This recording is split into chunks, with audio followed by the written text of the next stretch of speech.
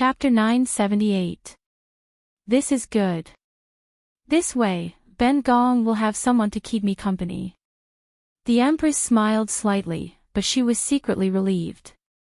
Even though she was the Empress, she knew that in front of Pang Shao, even though she was the Son of Heaven's wife, she was still weaker. Not just her, even the Son of Heaven only dared to do things behind her back. In front of Pang Shao, he could only act like a brother in front of the officials and resist being labeled as a meritorious official. Therefore, if Qin Yining shook her head and refused at this time, the Empress really couldn't force her to stay. She was willing to nod. For the Empress, this was a kind of gentle respect. The Empress had always had a good impression of Qin Yining. Now that she saw Qin Yining being so considerate and obedient, she felt a wave of comfort in her heart. She couldn't help but wonder, such a smart and sensible woman, was she really a woman lacking in virtue? Qin Yining was born in a famous family and had a long history. From their previous interactions, she knew that she was a person of noble character. The Empress really couldn't believe that she had an affair with Zhong Yibo. The Empress's heart was in a mess. But no matter what, if she kept her by her side, if there really was an affair, she could cut off contact right under her nose. She could also beat her. It could be considered her doing her best as the Empress. The Empress ordered Sun Momo to prepare a residence for Qin Yining. Sun Momo walked at the front and led Qin Yining, Ji Yun, and Bing Tang along the corridor to the west side courtyard. She smiled and said, "The east side courtyard is occupied by concubine Zhuang Nyangnyang. Wang Fei will have to live in the west side courtyard for the time being. Sun Momo is too polite. This subject's status is lowly. It is already a great fortune to be able to live in the same courtyard as the Empress." When Sun Momo heard this, she immediately helped the Empress.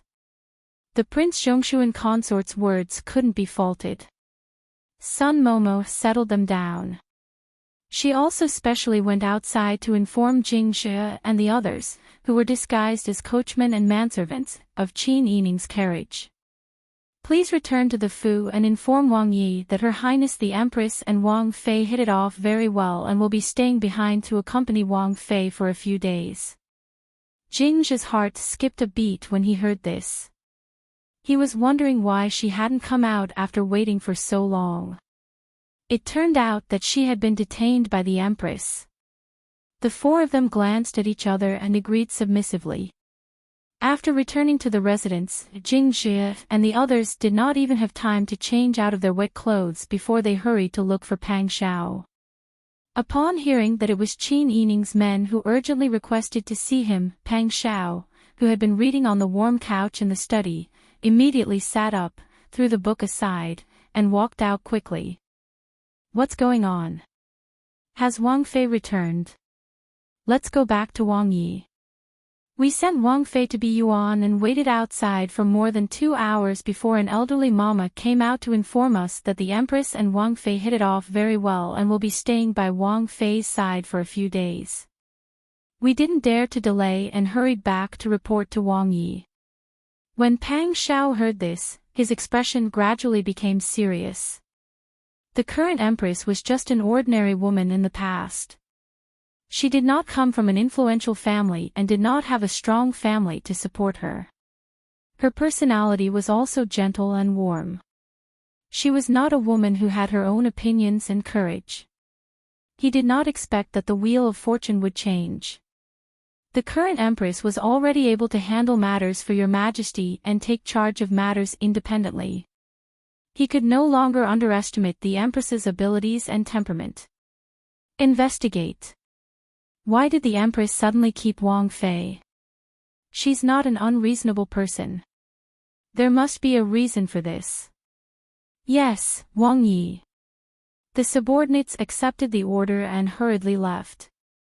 When Pang Shao returned to the study, his expression was somewhat unhappy.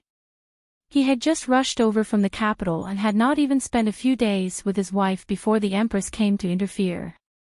He probably really did not get along well with the imperial family.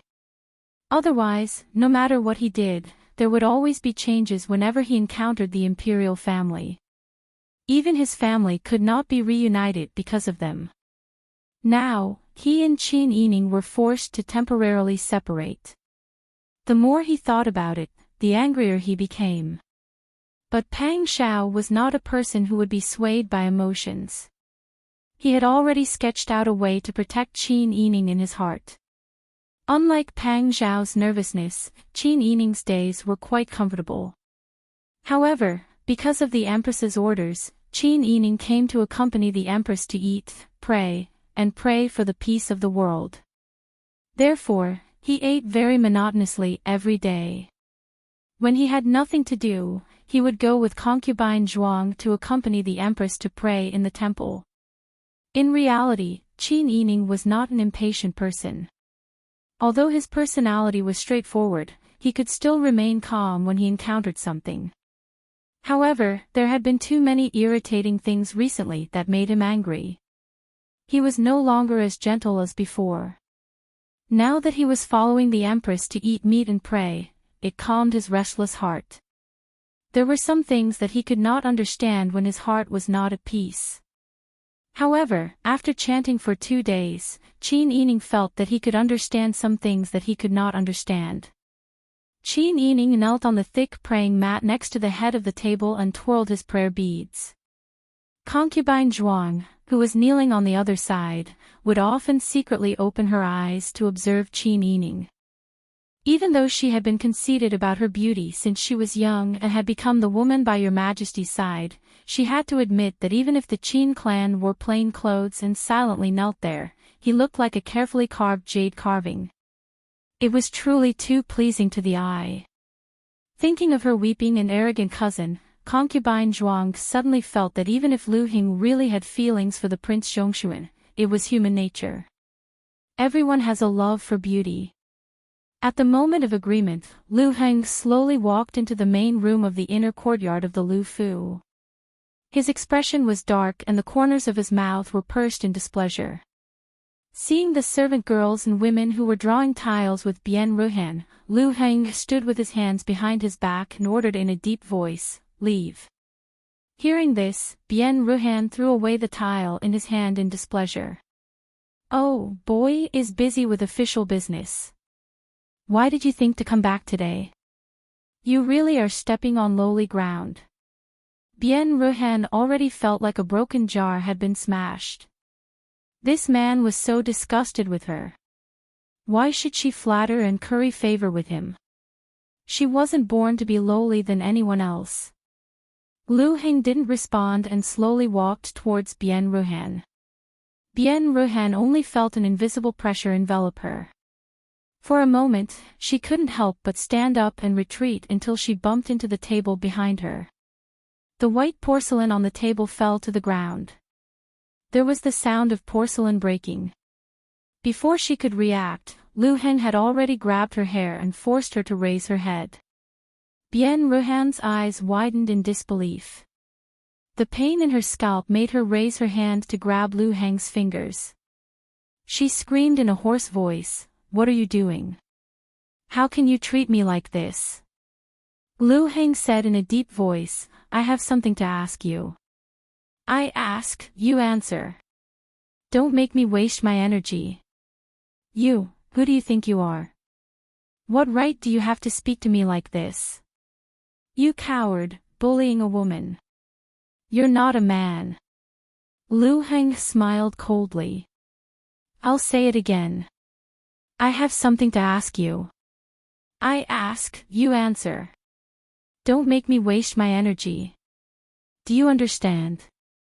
In the dimly lit room, Lu Heng's cold smile made people tremble with fear. There was a sudden flash of lightning outside the window. The white light illuminated half of Lu Heng's face, while the other half was hidden in the shadows. It was even more terrifying. Then there was the sound of thunder. Bian Ruhan was so scared that her whole body trembled. Her voice trembled. You ask, what did you say to Zhuang Pin?" I didn't say anything. She's my cousin. When we sisters meet, we naturally have to say some intimate things. What intimate things? Just what to eat and what to use. You're a man. Why do you care about us women? Lu Heng snorted. Bien Ruhan, do you think that everyone is an idiot and that you're the only smart person in the world? Bien Ruhan glared. She was so angry that she couldn't speak. I'll say it again. What did you say? Don't make me investigate. Being pressured by Lu Heng like this, Bien Ruhan was both frightened and angry. The words that came out of her mouth did not go through her brain. You're back to force me. Do you want to kill me? Ah. Let me tell you, Lu. I told Her Majesty about your affair with that slut from the Qin clan. Her Majesty is the role model of all women in the world. She hates sluts like the Qin clan the most. Just you wait and see how she dies. Ha! Lu Heng was expressionless. Her thin lips were tightly pursed. She gradually increased the strength in her hands. Her knuckles turned white from clenching. Bien Ruhan was in so much pain that tears fell from her eyes. She wailed, "You bastard, let go of me. How dare you? I'm going to tell my cousin. Let go." Lu Heng suddenly flung his hand away. Bien Ruhan stumbled and fell to the ground. Her hand happened to stab into a piece of broken porcelain. She screamed in pain.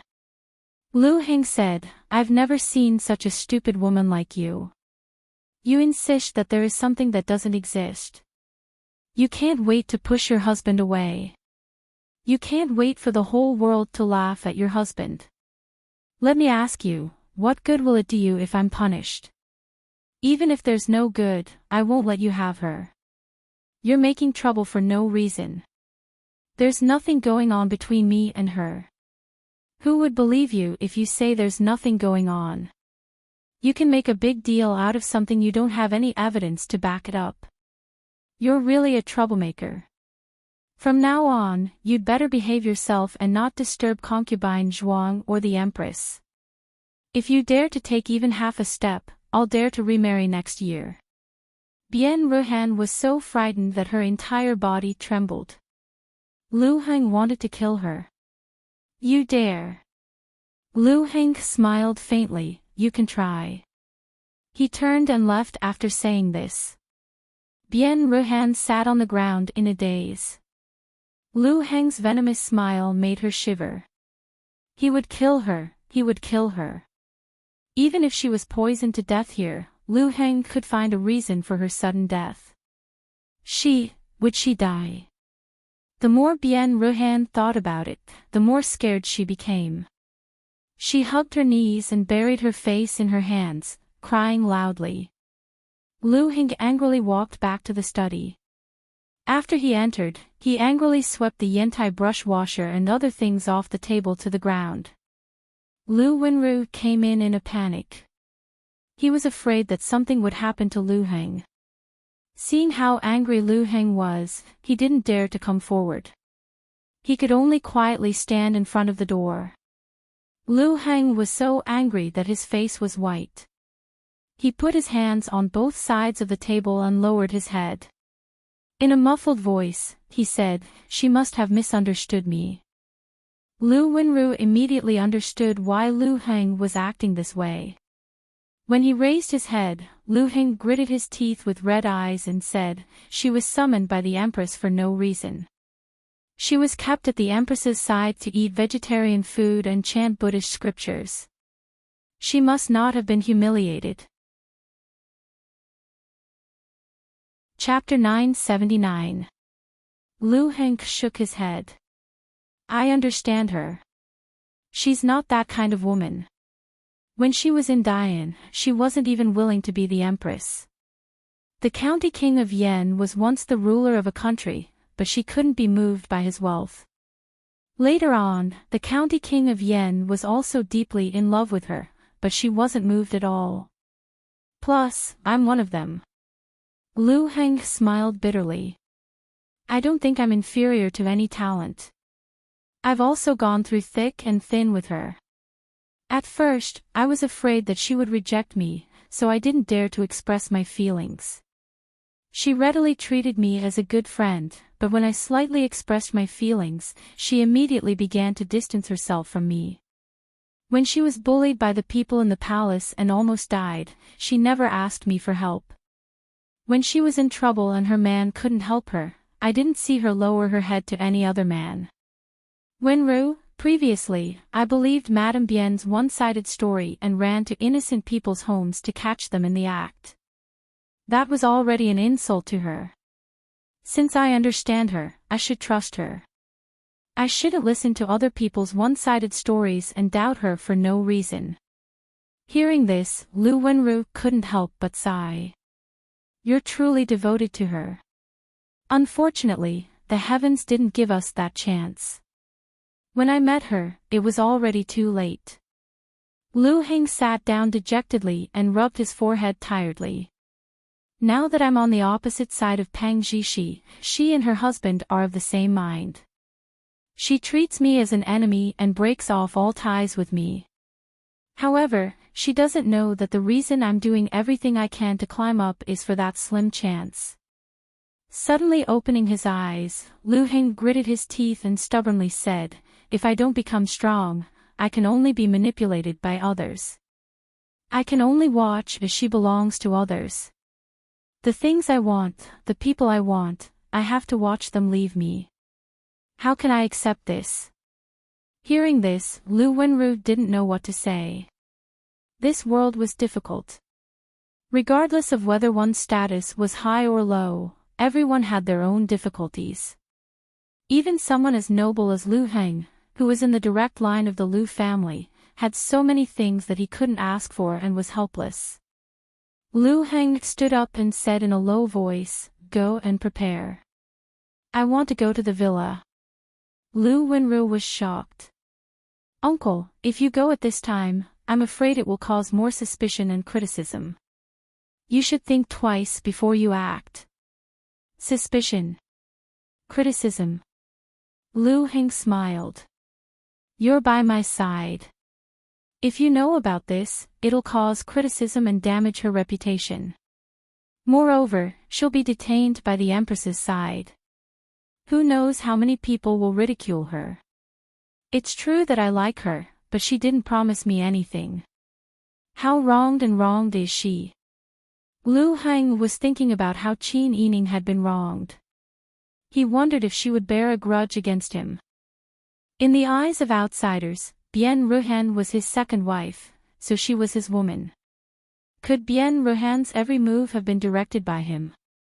If Qin Yining really misunderstood him because of this and hated him in the future, wouldn't she dislike him even more? The more Lu Heng thought about it, the more worried he became.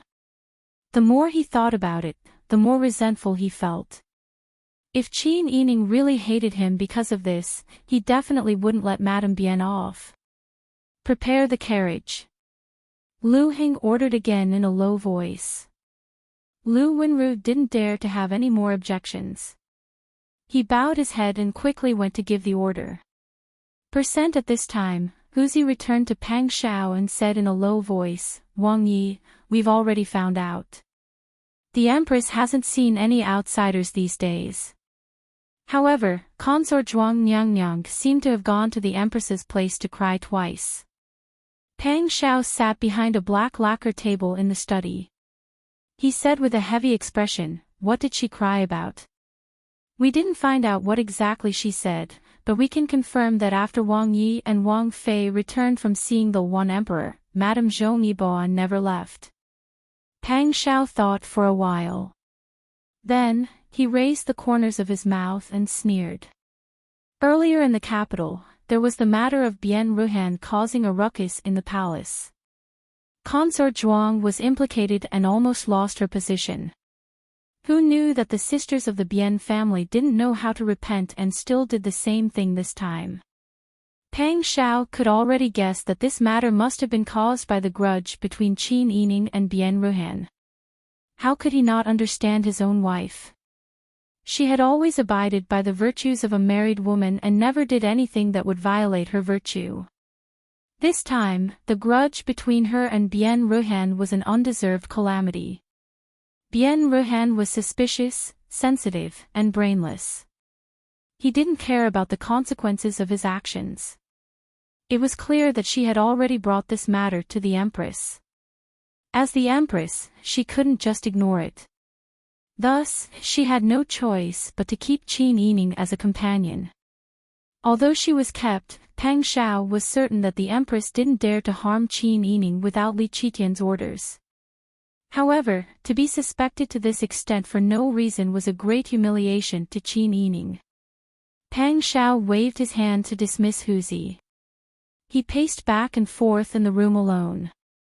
After a while, he made a decision. No matter what, he had to go see his precious child. Pang Xiao went to find a set of night clothes to change into. He was afraid that he would be exposed if he brought too many people with him, so he only called on Mu Jinghu. The two, dressed in black, melted into the night rain and quickly disappeared without a trace. After Qin Yining finished a whole day of chanting and praying, she chatted with the Empress for a while before returning to the side room. She had been eating porridge and small dishes these days, so her appetite had decreased slightly. However, because her heart was calm and she didn't seek trouble, Qin Yining's energy was better than before. She had Ji Yun and Bing Tang leave a lamp on for her. Qin Yining had the two servant girls sleep first. She let her long hair down and put on a dark blue jacket to sew the soles of the shoes under the lamp. She had made these shoes based on the size that Zhao Gu and Han Gu could wear when they were 7 or 8 years old. The mountain was high and the road was long. She and Pang Xiao were at the heart of the struggle. If they were made too small, the children wouldn't be able to wear them before they were sent out.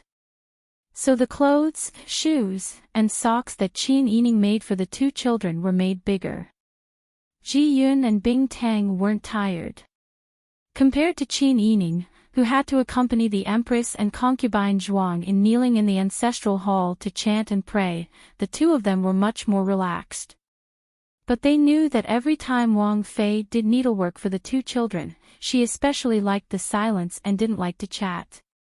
They knew that Qin Yining was using needlework to miss the two children. At this time, other than Wang Yi, Wang Fei probably didn't want anyone to disturb her. So Bing Tang and Ji Yun were resting on the warm Kong by the window in the outer room.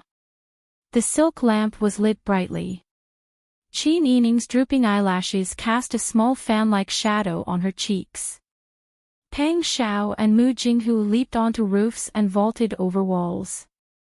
They avoided layers of guards and arrived at the roof of Qin Yining's residence.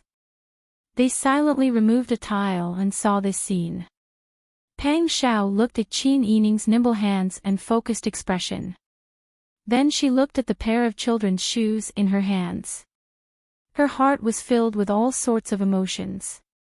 She felt very distressed. Usually, she rarely talked about missing her children, but as a mother, how could she not miss her children? She didn't nag in front of him because she didn't want to make things difficult for him. At this time, Peng Zhao's guilt and pity towards Qin Yining had reached a peak. She also hated the person who caused their family to be separated. She hated the person who started the rumors and slandered Qin Yining to the core. Pang Xiao and Mu Jinghu exchanged glances. Just as he was about to go down to see Qin Yining, Mu Jinghu suddenly touched his arm gently. Pang Xiao immediately withdrew from her emotions. She looked up at Mu Jinghu questioningly. Mu Jinghu pointed in a direction. Pang Xiao looked in the direction he pointed. The roof where they were at was quite high. They could see the guards patrolling back and forth through the dense light in the rain. They could even see the main street in front of the gates of the estate. At this time, a horse carriage was slowly stopping in front of the corner gate. The person who came down from above was wearing a straw raincoat. He stood under the umbrella held up by the servants and put on a bamboo hat. Although she couldn't see his face clearly from such a distance, Pang Xiao could still recognize that this person was Lu Heng from his actions. Lu Heng said a few words to the doorman in front of the corner gate. The doorman quickly opened the gate for him. He didn't lead him to the main courtyard, nor did he instruct someone to inform the Empress. Instead, he led Lu Heng to a small path. Soon, Pang Xiao and Mu Jinghu couldn't see each other's figures. But Pang Xiao was sure that the other party must be heading towards the rear residence. Sure enough, not long after, Lu Heng appeared in an alley in the inner residence. He didn't know which secret path he took. He actually skipped the procedure of entering the Chuehua gate and came directly to the inner residence. Pang Xiao frowned slightly. The people who lived in the residence were all women. There were even the empress and concubines who were of noble status. Lu Heng entered without informing anyone and successfully came to the rear residence. What was he trying to do? Wasn't he afraid of being caught red-handed and not being able to explain himself? But soon, Pang Xiao's slightly frowned brows became tightly knitted. Because Lu Heng was obviously going to the West Cross courtyard, even the old maid guarding the door opened the door for him easily and walked in front of him attentively to show him the way. Qin Yining was rubbing the needle on his hair. Taking advantage of the slippery needle, he pressed the needle with the thimble and inserted it into the soles of his shoes. At this moment, there was a light knock on the door. Bing Tang and Ji Yun, who were outside, sat up immediately and looked at the door vigilantly. Qin Yining put down the soles of his shoes and put on his jacket. Then, he combed his long hair and walked out of the room. Who is it? Ji Yun walked softly to the door and leaned against it. Her entire body was tense and guarded, but her voice sounded sleepy. The doorkeeper outside the door responded, "It's me." Ji Yun frowned and looked back at Qin Yining in confusion. Qin Yining lowered his eyes and thought for a moment. The Empress lived in the residence and was heavily guarded. It shouldn't be a big problem. It wasn't good to ask the people outside to wait. The Empress probably had something to tell them. Qin Yining nodded. Ji Yun yawned and said, "You're here. It's so late and it's raining. What's the matter? Our princess consort has just rested and you're knocking on the door. Can you bear the responsibility for disturbing the princess consort?" She pulled the door bolt. Just as she opened the door, a person squeezed in. Ji Yun was startled and stopped the person vigilantly. When she looked up and met Lu Heng's gaze, she was stunned. "Uncle, why are you here?" Chapter 980.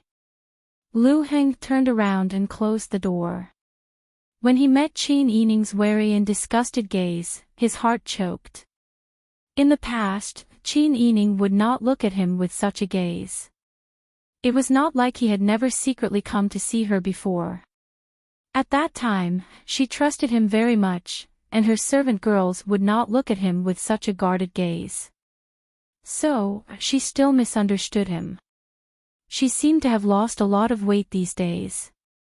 She ate vegetarian and recited Buddhist scriptures with the Empress, and she might even be looked down upon by others. All of this happened because of him, so he could not blame her for being angry. "You don't have to be nervous. I won't do anything." Lu Heng smiled bitterly and raised his hands to appease her. His bamboo hat and straw raincoat were dripping with water, and a circle of water formed under his feet. Qin Yining's expression turned cold. "Of course, Uncle won't do anything. With your noble status, there is no need to lower yourself to deal with a woman." Hearing her words, Lu Heng felt like his heart was being squeezed by someone, and a mouthful of blood was being squeezed out. "I didn't." Lu Heng's tone was very anxious. "I didn't do anything to you. Madame Bien did all of this in private. I. Zhongyiba, if you have any instructions, please speak frankly. It's already late, and it's really not suitable for the two of us to meet at this time and place." If someone sees us, I won't be able to explain myself even if I have a lot of mouths. Lu Heng listened to her cold and emotionless voice and closed his eyes sadly. You still blame me after all. I can't blame you. Even if Madame Bien did all of this, in everyone's eyes, she is still my wife. Do you think that I was the one who ordered her to do all those things to you? Lu Heng suddenly took a step forward, wanting to get closer, but was blocked by Ji Yun. Lu Heng did not care that there were still 2 servant girls here. His gaze was focused on Qin Yining. I didn't. You already know my feelings. How could I harm you like this? You must believe me. Qin Yining frowned and pulled Bing Tang and Ji Yun back a few steps. Could it be that Uncle Zhongyi is drunk again? If you have something to say, please speak your mind. Otherwise, please leave. You still won't believe me. Lu Heng sighed dejectedly. It was as if all the strength in his body had been sucked out. Pang Xiao, who saw everything from the rooftop, was so angry that he almost came in and dragged Lu Heng out. Qin Yining had rejected him time and time again. He kept asking him what he wanted to say, and if he had something to say, just say it. But it was as if he had gone deaf and kept nagging at him. What was he saying to a married woman? When Mu Jinghu saw that Pang Xiao was so angry that his hands were trembling, he could not help but touch him gently. It was not a good time to rush out now. If Lu Heng saw them and made a fuss, wouldn't the residence where the Empress lived become a market where anyone could come? Moreover, Lu Heng had used his connections to get here. Pang Xiao, on the other hand, had leaped onto roofs and vaulted over walls. What if he was accused of murdering the Empress? How could Pang Xiao not know this? However, any man who saw that someone had ulterior motives towards his wife and even took the opportunity to pour out his heart in the middle of the night when he was not around, even if his wife had clearly rejected him, this kind of feeling would definitely not be pleasant. Pang Xiao simply used all the patience in his life to not jump out and strangle Lu Heng to death. However, Lu Heng did not know that he was on the verge of death. You and I have experienced life and death together. You should know my character very well. Although I can't bear to part with you, when have I ever pestered you endlessly? When have I ever used such despicable means on you? When your Majesty trapped you in the Empress Dowager's palace, the Empress Dowager really wanted to starve you to death. Who do you think used their connections in the palace to send you food? Qin Yining widened his eyes in surprise. At that time, when the eunuch in Ci and palace suddenly relaxed his guard on her, it was actually the result of Lu Heng's actions. If that was really the case, including the time when he killed a Nari, he had already saved her twice. I will not forget your kindness of saving my life. However, kindness is kindness, and other things are other things. I think you should also understand what I mean. I am the Prince Zhongshuan's imperial concubine, this will never change. As for my reputation being slandered this time, you specially came to explain, and I am also clear about it. You are indeed not such a despicable person, and you are also not such a brainless person. I believe you, you did not interfere in this matter. Qin Yining sighed, and his tone softened slightly, but it was still polite and distant. Duke, please go back. If you stay for too long, I am afraid that there will be trouble, and it will not be good for either of us. How could Lu Heng only come to explain? He really wanted to see Qin Yining. He wanted to see her, and he wanted to see her so much that he was about to go crazy. He understood the pain of not being able to get what he wanted, but the occasional meeting and indulgence was like drinking poison to quench his thirst. If it were not for Qin Yining's serious and resolute appearance that made Lu Heng think twice, he was afraid that he would have rushed up to her and held her in his arms. The colder this woman was to him, the more his desire could not be extinguished. He was afraid that only when he could truly have her, his heart that had always been in suspense, would he be able to relax. Lu Heng did not speak, and only silently looked at Qin Yining. His gaze was focused on her as if she was a rare treasure. Qin Yining felt a chill from being stared at, and involuntarily took 2 steps back, and said without any mercy, "Duke, please leave." After saying that, he turned and walked into the inner room. Bing Tang followed Qin Yining into the side room. Ji Yun cautiously stayed where she was, and her entire body was tense as she looked at Lu Heng defensively. She said with a fake smile, "Duke, our Wang Fei wants to rest." Lu Heng turned a deaf ear to her and stood in a daze, looking in the direction that Qin Yining left, as if he would rush over at any time. Ji Yun could not help but say again, "Duke, please leave. Please don't make things difficult for this servant." Lu Heng slowly retracted his gaze, as if he had only just noticed that Ji Yun was still in the room. "You, serve your master well." Lu Heng's voice was dry. Ji Yun's face darkened. "There is no need to trouble Duke. My family's Wang Yi has already instructed me." Lu Heng's expression instantly changed, but due to his status, he could not get angry at a servant girl, so he could only endure. Pang Xiao, who was on the roof, could see Lu Heng's deflated appearance, and could not help but feel secretly pleased. She secretly praised Ji Yun in her heart, "Good job. She was really taught by his sister Yi." When she spoke, it made people feel so good. Qin Yining returned to the inner room, and there was a servant girl standing guard at the door. Although Lu Heng wanted to force his way in, he could not ignore his status. The Empress and concubines were still living in this residence. If this matter was blown out of proportion, it would be bad for his reputation. Lu Heng could only swallow his anger, and turned to open the door with his head lowered. Ji Yun stood in place and did not even bother to say a word of courtesy. She clearly looked at Lu Heng's back with disdain, which made Lu Heng feel even more uncomfortable. His footsteps became even more frantic, and he even felt like he was running away. Lu Heng's heart was in a mess. He even regretted his impulsiveness. If he had considered his words and not been in such a hurry to express his feelings, perhaps Qin Yining would not have been so cold as to urge him to leave. Perhaps he could have spent more time with her. But he still could not control his temper. In Qin Yining's heart, his image was no different from a lecher, right?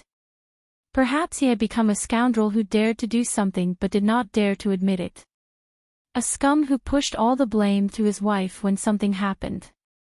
Lu Heng thought self-deprecatingly. A dull pain came from his chest, and he could not help but slow down his steps. He clutched his chest and held on to the pillar. He lowered his head and took several deep breaths before calming down. A bolt of lightning tore through the dark night sky and illuminated Lu Heng's figure on the veranda.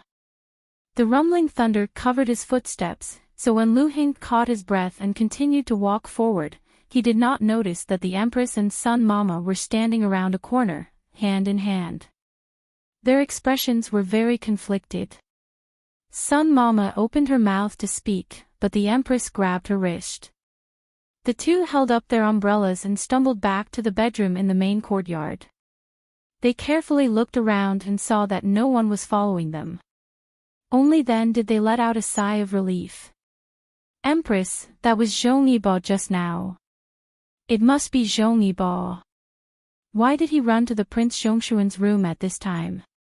Could it be that the two of them really—" The Empress's expression was also very ugly.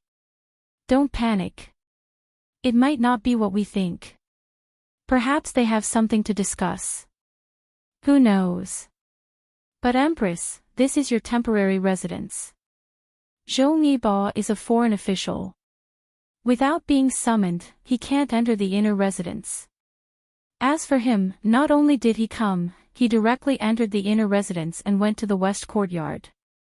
I don't know how long he's been there.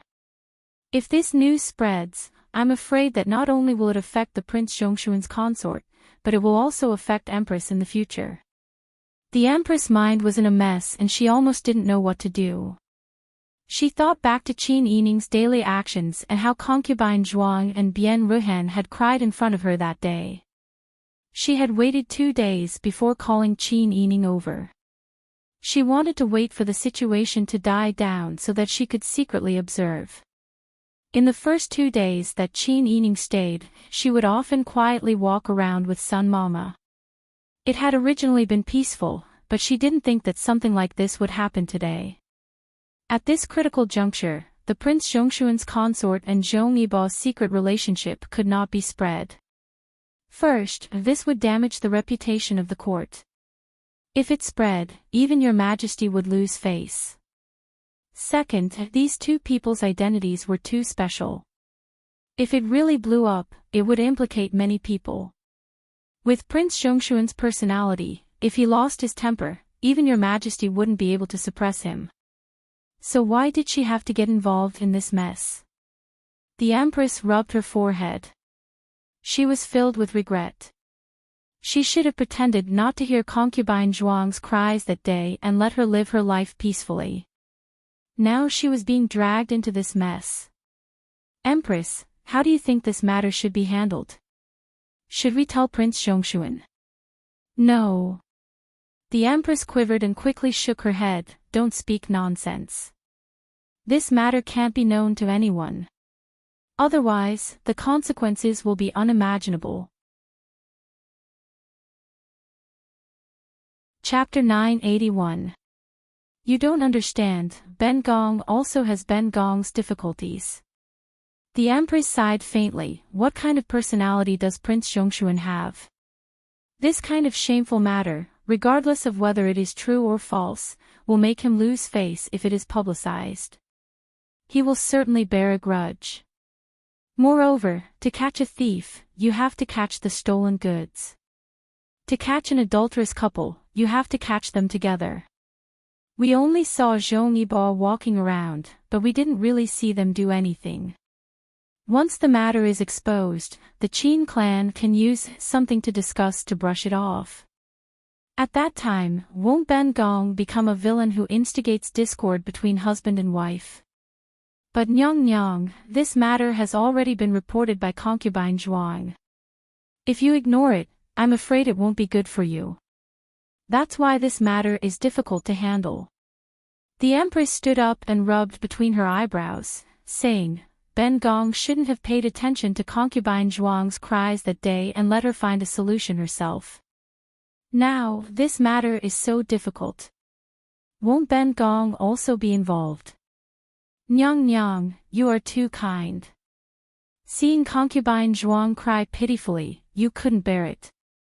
The Empress said helplessly, these years in the palace, living those days of scheming, Ben Gong didn't learn to be completely ruthless. I always thought, we are all women, and our lives are not easy. It's fine if a husband takes a concubine, but to have an affair with a married woman is even more humiliating than having a mistress. At that time, I was so angry that I lost my head. Now, I can't get off the tiger. Nyang, how do you plan to deal with this matter? Are you really going to ignore it?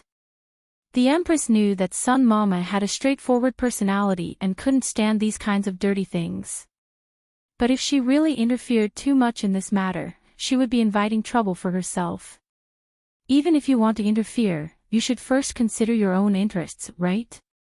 Hearing this, Sun Mama immediately realized that her words were too offensive and interfered too much in the master's matter. She bowed her head and said, Nyang, forgive this servant. This servant has overstepped the bounds. The Empress gently waved her hand. Ben Gong doesn't mean to blame you. But this matter is not easy to handle. If we speak frankly, we will be involved in this matter. If we ignore it, it will be unfair. How can we change the method and tactfully show that Ben Gong has done her duty? The Empress is right. Sun Mama racked her brains to think, I'm just afraid that concubine Zhuang and Madame Zhong Yibao will come and make a fuss. The Empress smiled. I didn't come here to redress their grievances. Granny Sun's eyes lit up and she clapped her hands, that's right. The Empress is here to pray for blessings. You are busy praying for the Buddha to stop the heavy rain. How can you have the time to deal with these trivial matters? Compared to the common people of the world, they did not have that kind of weight. If they dare to make a ruckus, just say that they're disturbing Her Highness chanting. The Empress nodded. Even so, I still have to think about how to express it tactfully. At this time, Qin Yining was holding his breath. He sat in front of the table and picked up the unfinished shoe soles. Then he angrily put them down and said, "He's already so old, yet he's so reckless. It's unreasonable. Has he always been like this, or did he lose his mind after marrying a wife? Originally, he and I were already suspected by others. We were at the cusp of the storm, right under the Empress's nose. He didn't even think about his own status and came here like this. No one saw him, but if someone bumped into him, I wouldn't be able to explain myself even if I had 100 mouths. Wang Fei, don't be angry. It's not worth it to get angry with outsiders and harm your body," Ji Yun persuaded. Bing Tang also said, "That's right. Wang Yi has always trusted you. Even if he knew that Zhong Yibo came to visit late at night, he would only blame Zhong Yibo. He wouldn't let his imagination run wild. Even so, it's still irritating to be inexplicably smeared by this couple." Qin Yining took a few deep breaths, but his anger still didn't subside. "I've been eating vegetarian food and praying to Buddha for the past few days. It wasn't easy for me to calm down, but I've been angered by him for nothing." Just as he was speaking, there was a soft knock on the window pane. The three of them jerked their heads back at the same time and looked at each other. Ji Yun quickly walked over and asked in a low voice, "Who is it?" "It's me. Wang Yi."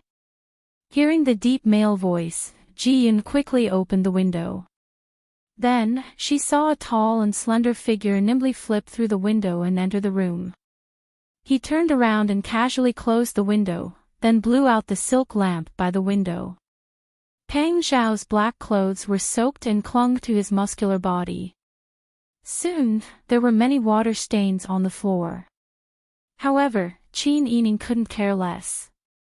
She quickly walked over and hugged his neck, hanging her entire body on him. She said in surprise, "Why are you here?" Pang Zhao held her slender waist and gently pushed her out.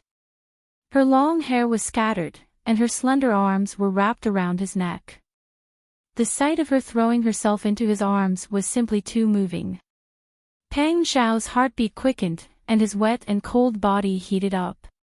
Even his underwear felt like it was about to evaporate. "Be good, I'm wet. I don't want you to catch a cold." Qin Yining smiled and said, "What's there to be afraid of? I'm not cold.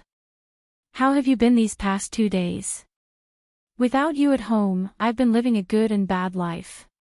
Pang Zhao smiled and scratched her nose with his finger, leaving rainwater on the bridge of her nose. "Why do I feel like you've become thinner again?" Qin Yining touched her nose and smiled. "It's fine. I think the life we're living now is pretty good. I don't eat meat, so I'm naturally thinner, but I'm much lighter. You're already too thin. You can't go on like this." Pang Zhao said in a low voice, "I'll go ask the Empress later. How long does she want you to stay with her for?" "It's fine if you stay with her for a few days. It's also time for me to bring you home." "Don't. If the Empress gets angry, it won't be good." "I don't care. Why can't my wife come home? She just wants you to stay for a while," and I agreed.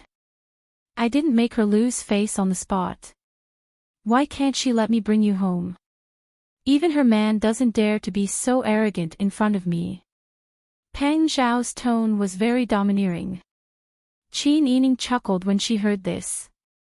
Her anger from before was swept away. As long as she saw Pang Zhao, her heart and eyes would be filled with him. She could even forget her worries. Pang Zhao leaned over and kissed her eyes. "Be good. Endure for one more night. I'll come and pick you up tomorrow. Okay. Qin Yining tiptoed and kissed his stubbled chin. The two of them just stood by the window and hugged each other, whispering sweet nothings to each other. Bing Tang and Ji Yun had already hidden outside. Mu Jinghu covered the roof and squatted on the roof with Pang Xiao as a lookout. Pang Xiao didn't mention anything about Lu Heng, nor did he mention the results of the investigation. He just coaxed her to be happy. But Qin Yining couldn't hold back in front of Pang Xiao. She told Pang Xiao about her guesses at the Empress's place, as well as Lu Heng's sudden appearance and strange explanation. The two of them really make people speechless. They don't want to live a good life, but they have to create these complications.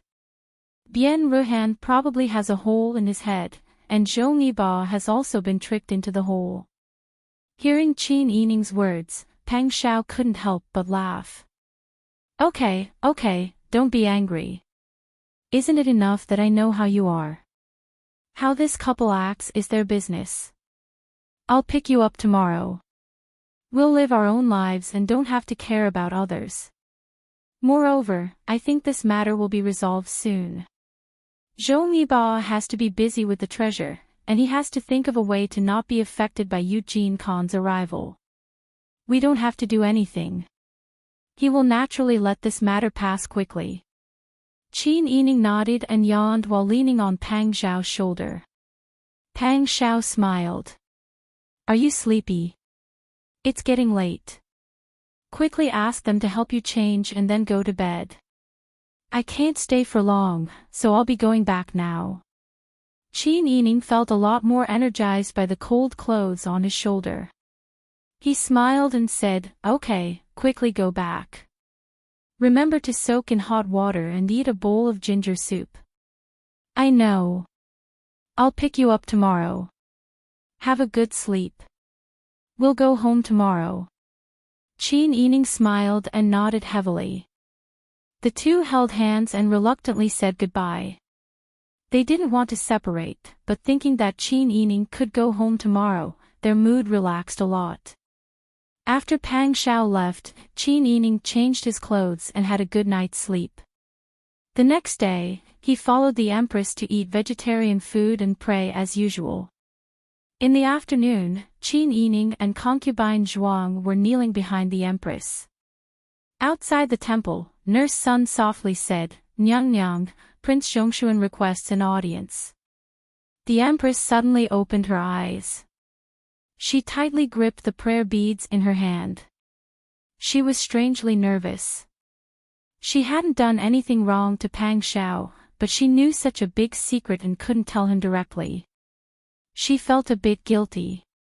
After calming her emotions, the Empress slowly said, Invite him to the front hall.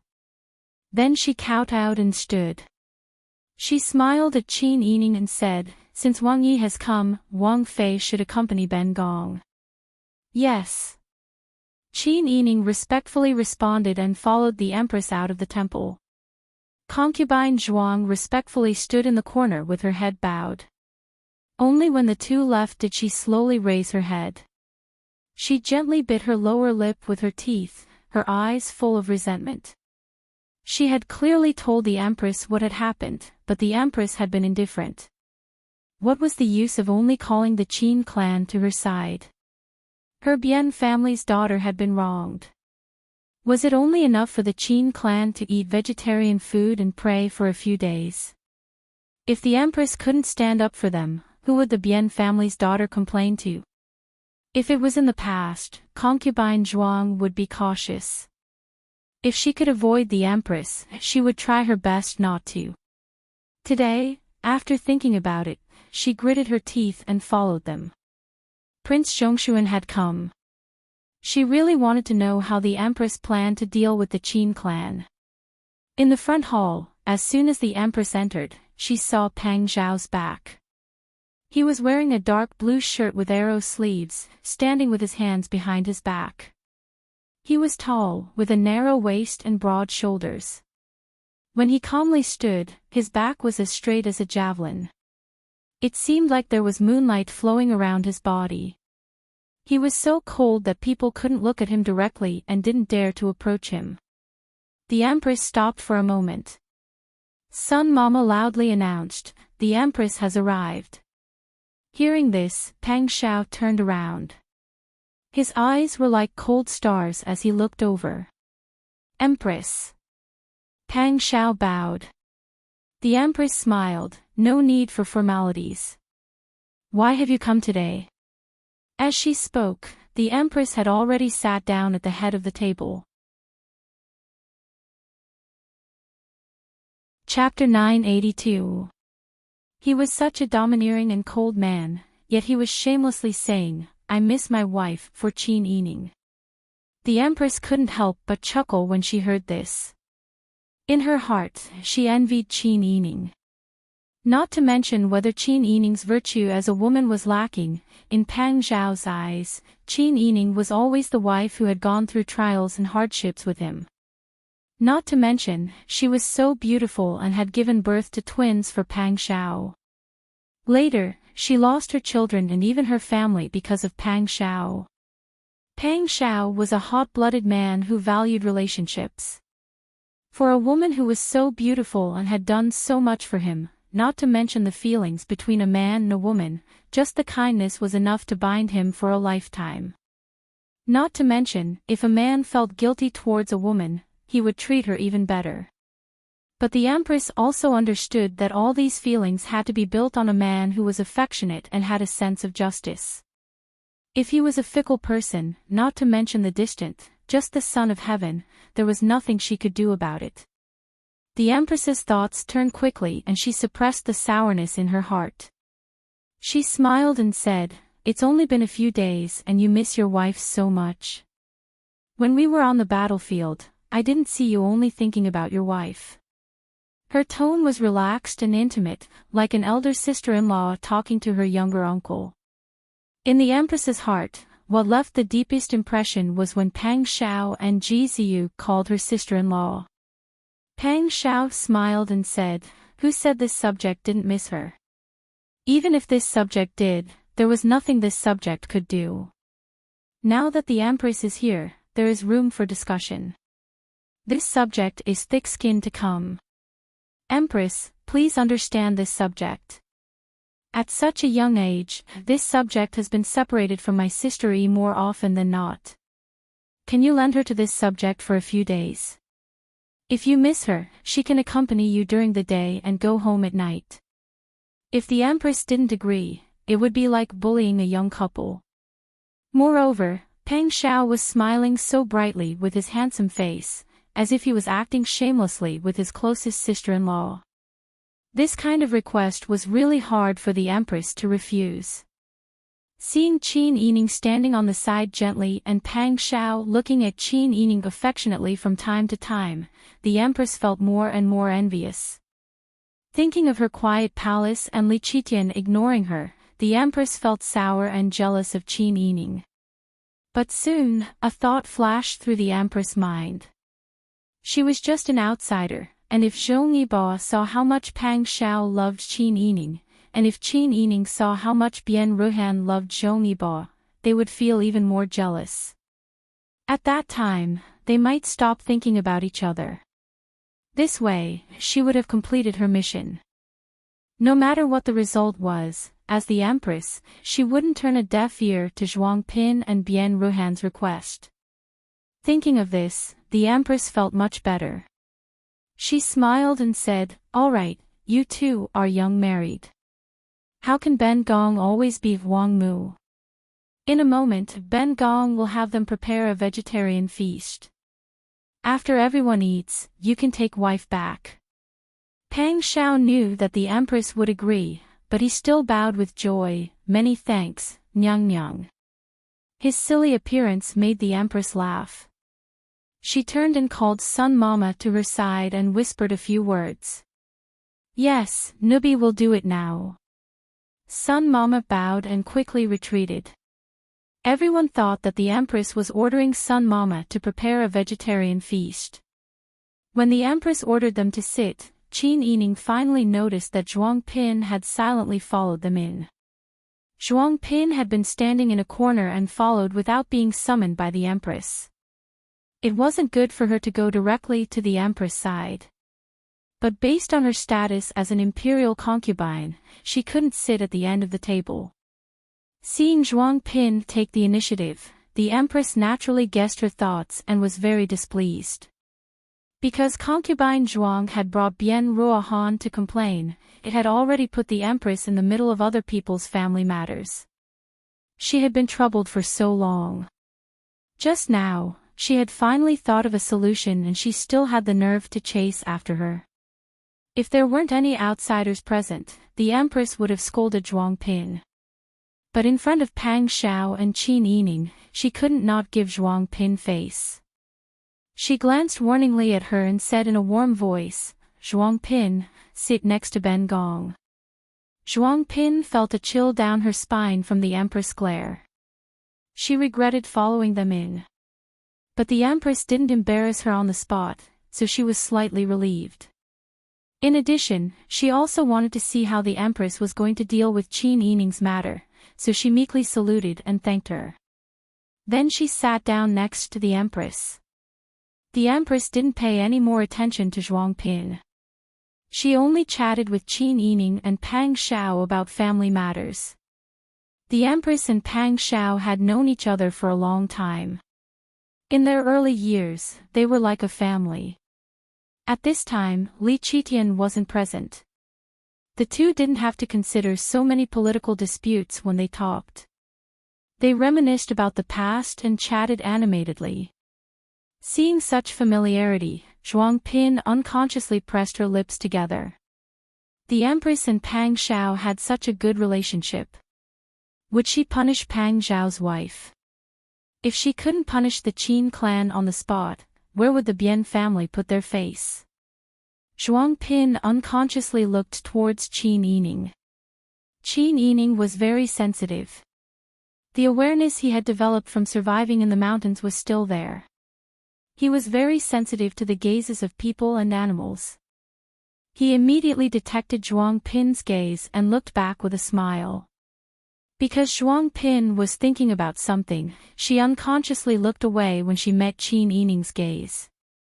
When she looked away, she realized that she hadn't done anything wrong.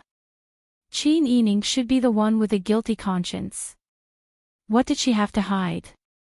Thinking of this, Zhuang Pin confidently glared back. Who knew that she would see Pang Xiao casually shove a handful of peeled peanuts to Qin Yining? He then grabbed the peanuts on the table and chatted with the Empress as he peeled them. His attitude was natural, as if it was a matter of course for him to serve his wife fruits. Zhuang Pin had never received such preferential treatment. For a moment, she was envious and jealous. Pang Xiao felt even more sorry.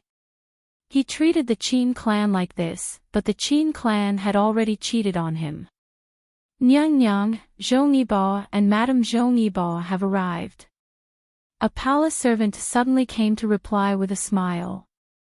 The Empress unconsciously glanced at Qin Yining out of the corner of her eye. Let them come in. The Empress's gaze wasn't very friendly. There was a bit of suspicion and inquiry. Qin Yining immediately detected it. What was going on today? Both Zhuang Pin and the Empress were looking at him with this kind of gaze. Qin Yining's heart immediately became angry. But because of his status, he couldn't do anything. Pang Xiao's relaxed expression as he chatted with the Empress turned serious. His incomparably handsome face was tense and showed extreme displeasure. He casually threw the peanuts back into the plate. The peanuts, along with the skin, made a crisp sound as they landed on the disc. It was like knocking on one's heart. The Empress looked at Pang Xiao and pursed her lips. Just now, they had been chatting so happily, but now it had dropped to a freezing point. This kind of drop really made people feel suffocated. The Empress glanced at the culprit, Zhuang Pin, and her heart felt even more suffocated. Lu Heng and Bian Ruhan walked forward one after the other and bowed together. This subject greets the Empress. No need for formalities. Have a seat. The Empress came back to her senses. A palace servant brought over chairs. Lu Heng and Bien Ruhan sat on the other side according to their status, facing Pang Xiao and Qin Yining. Bien Ruhan was wearing a light pink robe embroidered with grape branches and a red pomegranate string of palace flowers in her hair. She was dressed beautifully. She knew that she would see Qin Yining at the residence. In order to avoid losing the battle, she specially dressed like this. Qin Yining was wearing plain clothes, so she specially dressed in the opposite way. She didn't want to lose to Qin Yining in front of anyone. Especially when the Empress already knew that Qin Yining's female virtues were not good. On the way here, she had been wondering if the Empress had specially called the husband and wife here to punish Qin Yining. If that was the case, then she couldn't lose to her in terms of appearance. After Lu Heng and Bien Ruhan arrived, the relaxed atmosphere of the Empress chatting with Pang Xiao and Qin Yining completely disappeared. The Empress and Lu Heng mostly talked about the local rain and the problem of the people's food. With these topics, it was inevitable that the atmosphere would become heavy. The Empress was very worried. These days, natural and man-made disasters occurred frequently. Ji Ziyu had fought off the Titan with great difficulty. The world had just stabilized not long ago, and now there was another disaster. The Empress had suffered before, so she didn't want the people to continue to suffer. She was very worried about the people and prayed for the people. So when she talked about this, her mood became more and more depressed. Because the atmosphere was tense, Bien Ruhan wanted to secretly ask concubine Zhuang how things were going, but seeing that the atmosphere was not right, he didn't dare to go forward. Fortunately, Sun Mama came in with a smile at this time. Nyang Nyang, the vegetarian feast has been prepared. You're ordering people to bring the meal. The Empress smiled and nodded. Qin Yining was thinking about where to eat when he saw Sun Mama lead the palace servants in and move several tables in. One table was placed in front of the Empress, one in front of concubine Zhuang, and the other two on the left and right. Qin Yining and Pang Xiao were on one table, and Lu Heng and Bien Ruhan were on the other table. Soon after, palace servants and maids carried black boxes of food, and soon, the table was filled with delicious vegetarian dishes. The Empress smiled and said, "It's a rainy day. My bones are very sore, and I'm too lazy to move. We're not outsiders, so let's eat here together." Lu Heng and Pang Xiao both smiled and said, "This subject is fortunate." Sitting like this, men and women were not allowed to sit separately. Qin Yining was happy not to have any contact with Bien Ruhan alone. Just as she picked up her chopsticks, Pang Xiao had already put many dishes on the plate in front of her. "You've lost a lot of weight these days. Eat more." Qin Yining's heart warmed. He smiled and said, "You should eat more too." Pang Xiao smiled and nodded. Chapter 983. It was impossible to hide a person's love for another person. Even if they didn't do anything or say anything, the light in their eyes could be seen with a single glance. How could the two of them interact so warmly? Lu Heng didn't sleep at all last night. As soon as he closed his eyes, he could see Qin Yining's disgusted and disdainful gaze before he turned around. She had completely misunderstood him and wasn't willing to listen to his explanation. Didn't Pang Xiao just put food in her bowl? Compared to the pain he brought her, what did that count for? If Qin Yining agreed to be with him, his love for her would be 100 times, 1,000 times more than Pang Xiao. The most important thing was that he wouldn't cause her to lose her family, lose her child, and make her suffer the pain of being separated by life and death. But no matter how serious he was with her, she still only saw Pang Xiao and wasn't willing to give him a chance. Even if he placed such good conditions in front of her, she still wouldn't agree. When Lu Heng saw Qin Yining also put food in Pang Xiao's bowl and smile so gently at him, his heart felt like it was being pulled out and forcefully rubbed until it was bleeding, but he still wouldn't stop. Perhaps the Empress had invited them to the banquet today to show fairness. She didn't want him to know that she had once invited Pang Xiao and Qin Yining to a banquet alone. But to Lu Heng, witnessing the couple being so sweet with her own eyes, was simply the greatest torment for her. Lu Heng was expressionless as he casually ate without tasting the food. Bian Ruhan was already gritting her teeth so hard that they were about to shatter. After doing such a thing, how could she still receive Prince Zhongshuan's love? Was Wang Yi blind? Or was it that men only cared about the appearance of the Qin clan and didn't care about anything else? She looked at Qin Yining again. His smile was so happy and sweet. At this kind of banquet, Prince Zhongshuan was actually willing to lower himself to take care of her. How was she, Bian Ruhan, inferior to that Qin Yining? She was born in an aristocratic family. In terms of appearance, bearing, talent, and knowledge, how could she be inferior to Pang Xiao? However, although she married a good man, her man refused to take care of her like Pang Xiao took care of Qin Yining. Bian Ruhan gritted his teeth and picked up some food for Lu Heng. However, Lu Heng stopped what he was doing and turned his eyes away in disgust, pretending that there was nothing extra on the plate. Bian Ruhan's face instantly flushed red. She was angry and embarrassed at the same time. Prince Zhongshuan and Wang Fei were so affectionate, but Lu Heng wasn't even willing to act with her. Her cousin was watching from above, and the Empress was also present. If Lu Heng wasn't willing to give her any face, how could she stand in front of others in the future? The atmosphere at the banquet became strange because of this. The Empress was at the head of the table. How could she not see the movements of these two couples? On one side, they were as loving as before, but on the other, they were like strangers. This was very different from the scene she had originally imagined.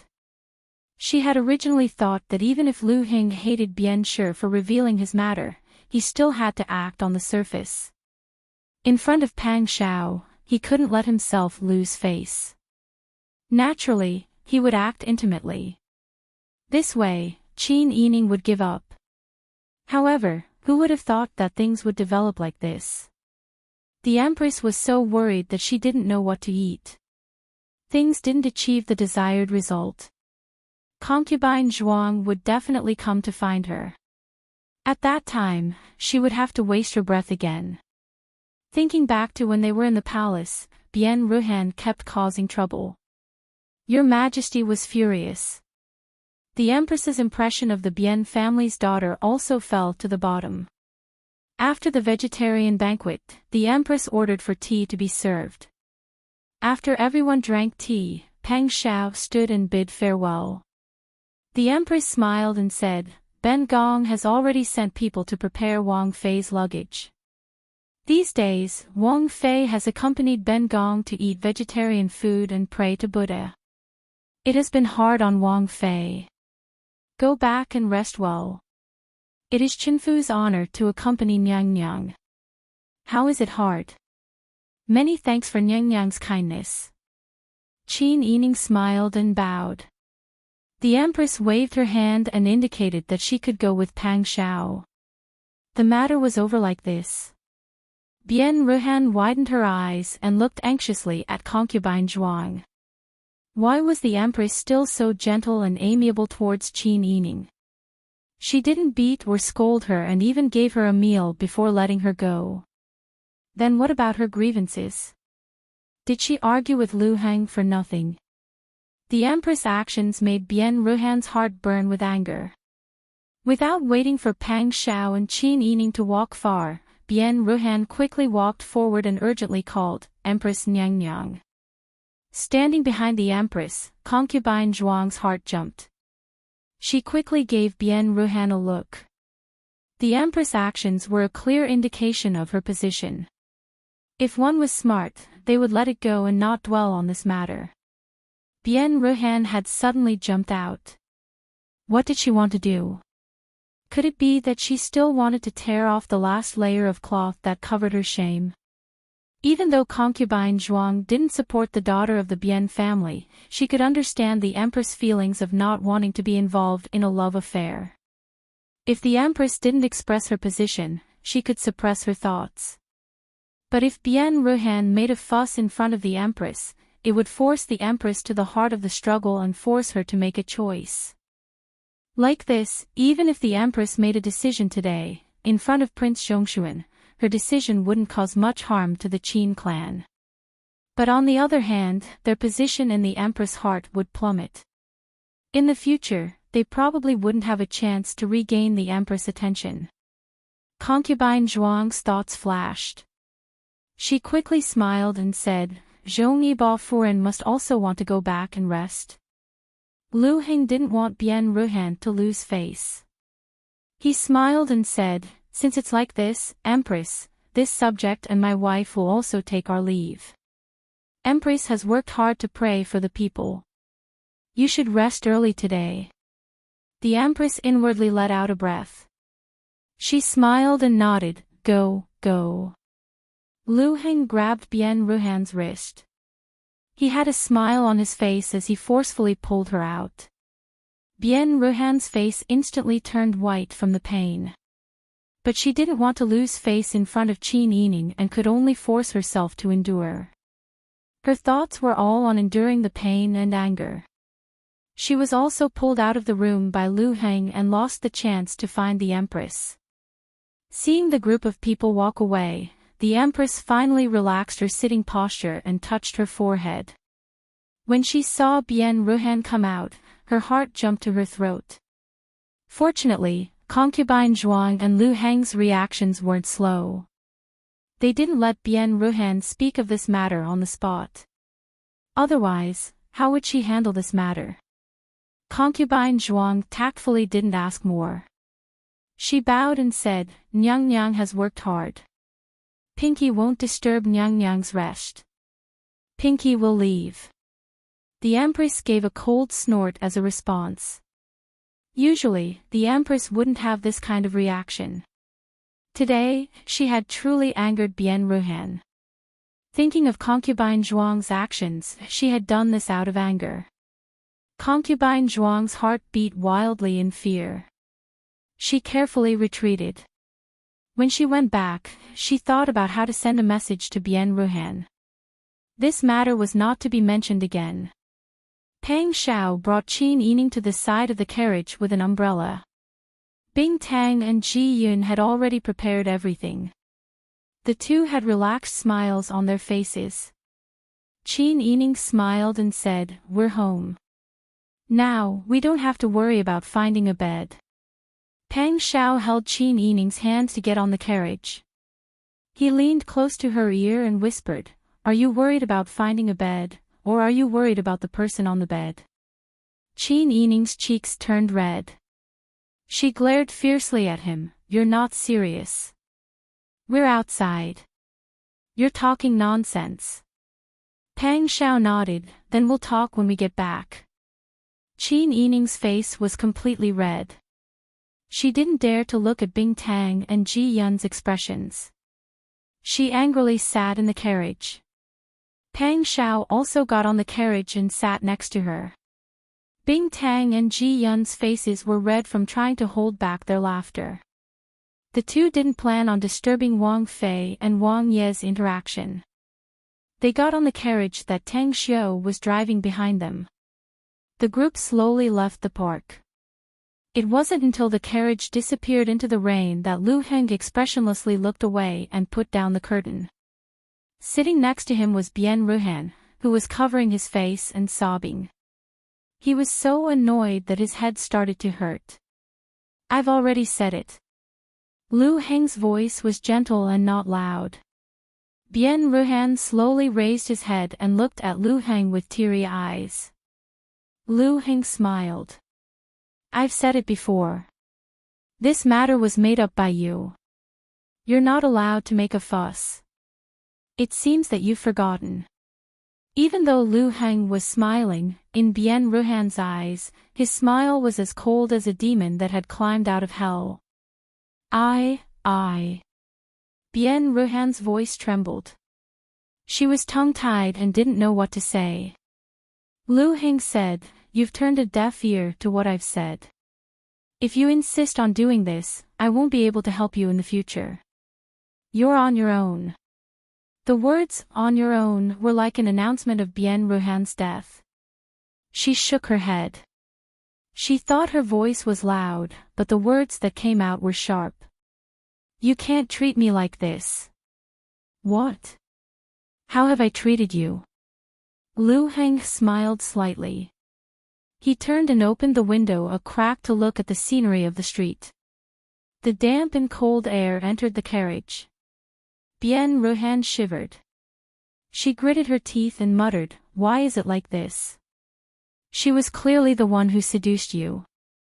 I clearly caught her committing adultery, yet she still wanted to kill me to silence me. Why won't you believe me? Why won't Her Majesty the Empress make a decision for me?" Lu Heng closed his eyes. "You're accusing others without any evidence, yet you're still acting like you're in the right. I advise you to be a bit more peaceful. Otherwise, I really wouldn't mind remarrying again. I can even tolerate a poor family like you.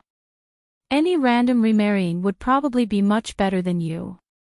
"You?" Bien Ruhan's tears streamed down. She glared fiercely at Lu Heng through her tears. Lu Heng had already let go of Bien Ruhan's matter. A woman who was good at courting death couldn't extinguish his desire for wealth and power. The treasure was right in front of him, yet there were so many pairs of eyes staring at it. It wasn't easy to think of a way to report to Your Majesty. In time, he would be able to openly investigate the stone. However, Ujin Khan wanted to come and wanted him to escort him. How could he turn around this predicament? Qin Yining returned home, washed up, and went to bed. The next morning, when Qin Yining woke up, Peng Xiao had already returned from a round of boxing practice. Chapter 984. What's the matter? Let him in quickly. Qin Yining put down the bowl and chopsticks, took the handkerchief from Ziyuan's hand, and wiped the corner of his mouth. Peng Xiao also finished the porridge in her bowl and rinsed her mouth with the tea.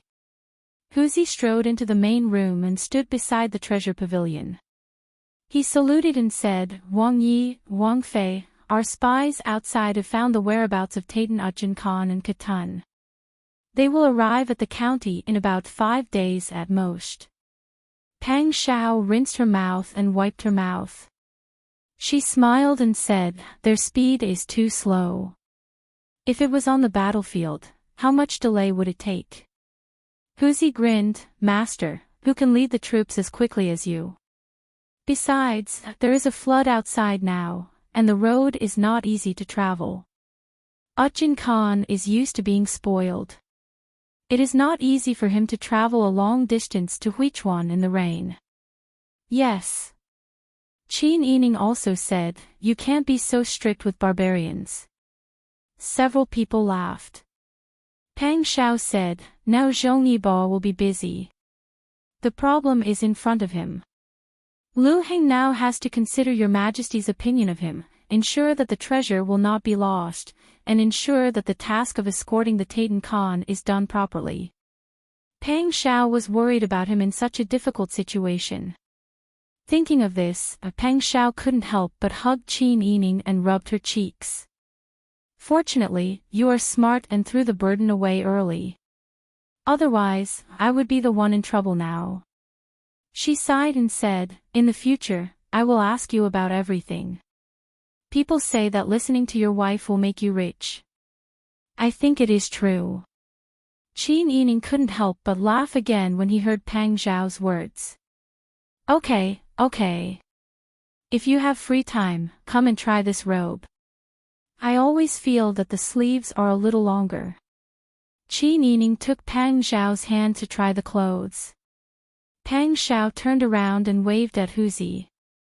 Huzi immediately understood and retreated to continue monitoring the Titan's movements. The Titan officials accompanying Si Qin didn't know that their whereabouts were in the hands of Pang Xiao. It took them 3.5 days to arrive outside Huichuan County, where they set up camp and sent people to negotiate with Lu Heng. The next day, the weather was still gloomy. The continuous drizzle had already caused serious puddles on the road. The Lu family's servant who came to deliver the message to the prince's mansion had mud on his back clothes. Replying to Wang Yi, Utkin Khan and Katun have arrived outside the county. Just now, someone came to inform the count. The count specially ordered this servant to inform Wang Yi and ask Wang Yi to go to the Yamen to welcome them with the count. Understood. Pang Xiao responded expressionlessly. After the servant left, Xiaoyu sighed and said, as Wang Yi expected, Zhou Niba sent people to find you to welcome the Titan Khan. Su Weiji asked, does Wang Yi plan to go? When your majesty issued the decree, it was Zhou Niba who received it. According to reason, it is natural for Zhou Niba to welcome the holy Utkin Khan. If he came to find you, you could completely ignore it. That's right. Xiaoyu also said, if Zhou Niba needed you, he would send someone to tell you. Who knows how many tricks he would use in secret. Wang Yi can just ignore this kind of person. Even if you didn't go, Zhou Niba wouldn't be able to find any fault with it. Pang Xiao tapped his finger on the table and thought for a moment. He sneered and said, Lu Heng is very sinister. Utkin Khan's experience is different. In the eyes of Dezhou's people, he is a shrewd person who can mount a horse and kill the enemy. He is also very good at strategizing. This kind of person is definitely a fierce existence in the eyes of ordinary people. Although Lu Heng was born in an aristocratic family, as a civil official, it is easy for him to lose face. Although your majesty didn't arrange for this king to welcome him, Lu Heng specially arranged for someone to inform him that this king can't not go at this critical moment. If this king refuses, Lu Heng will inevitably seize the opportunity to participate in this. Whether it is your majesty or other colleagues, they will all feel that this king doesn't put the country first at this critical moment. Therefore, Lu Heng is forcing this king to help him hold the fort. Xiaoyu and Su Weiji were silent when they heard this. They had to admit that Pang Xiao was right when they thought about it. However, as Pang Xiao's aides, they had to watch Pang Xiao suffer in front of these people. They felt wronged for Pang Xiao. That's true, Xiaoyu said hesitantly. If Wang Yi doesn't want to go, he can just claim to be sick and not go out. In any case, Wang Ye's illness hasn't fully recovered yet. In addition, it has been rainy for months. It's not impossible for Wang Ye's illness to relapse. When Pang Xiao heard this, he chuckled and shook his head. This time, this king really doesn't plan on claiming to be sick and avoiding Wang Yi. Xiaoyu and Su Weiji were very confused. Others may have forgotten how Si Qin treated Sister Yi, but this king hasn't forgotten. This king hasn't gotten his revenge yet. When Qin Yining had been kidnapped by Si Qin to the Titan, he had almost been abandoned and thrown into the desert like Mrs. Liao and the others from the Qin Tian alliance. After arriving at the Titan, he had been bullied by Inari and Si Qin. Later on, he had been hunted down. It was hard to describe the suffering he had gone through. At that time, Pang Xiao didn't know whether Qin Yining was dead or alive. He had been so anxious that his hair had turned white. Now that Si Qin was willing to step into their territory, wasn't it because they were enemies? When Pang Xiao said this, Su Weiji and Xiaoyu's hearts jumped. No one knew better than them how much Wang Yi valued Princess Yi. Qin Yining had suffered a lot after the kidnapping, not to mention the sufferings the princess had suffered in Tatar. Qin Yining had suffered a lot after the kidnapping. Not to mention the distant past, even Wang Ye's birth mother doubted Princess Yi's chastity. Although this was unfair to Princess Yi, in the end, it was all caused by Eugene Khan. Since Wang Yi loved Princess Yi dearly, how could he endure this? Moreover, Wang Yi loved his wife as much as his life. Eugene Khan was the complete opposite of Wang Yi. In order to seize power and status, he had personally killed his wife, Anari Khan, who had been deeply in love with him. This kind of person was as vicious as the most poisonous scorpion in the desert. He was someone that people would want to get rid of. Therefore, Xiaoyu and Su Weiji knew Pang Zhao's personality very well. At this time, they were both worried about how Pang Zhao was going to deal with Eugene Khan. Wang Yi, what do you plan to do? No need to be nervous. Pang Zhao smiled. The stupidest method would be to make a scene on the spot. This king would not do that. Moreover, Sister Yi worked so hard to help this king obtain the current situation. I cannot waste her efforts. I can still distinguish between what is important and what is not. Xiaoyu sighed in relief. That's good. Wang Yi has thought it through. It is us two old fellows who have worried too much. What are you saying? The two of you are willing to tell us everything. That is your loyalty. This king cannot thank you enough. Pang Zhao said with a smile. Su Weiji sighed and said, but Princess Yi has done a lot for Wang Yi. Thinking of how Qin Yining had treated him, Pang Zhao's heart was as sweet as honey.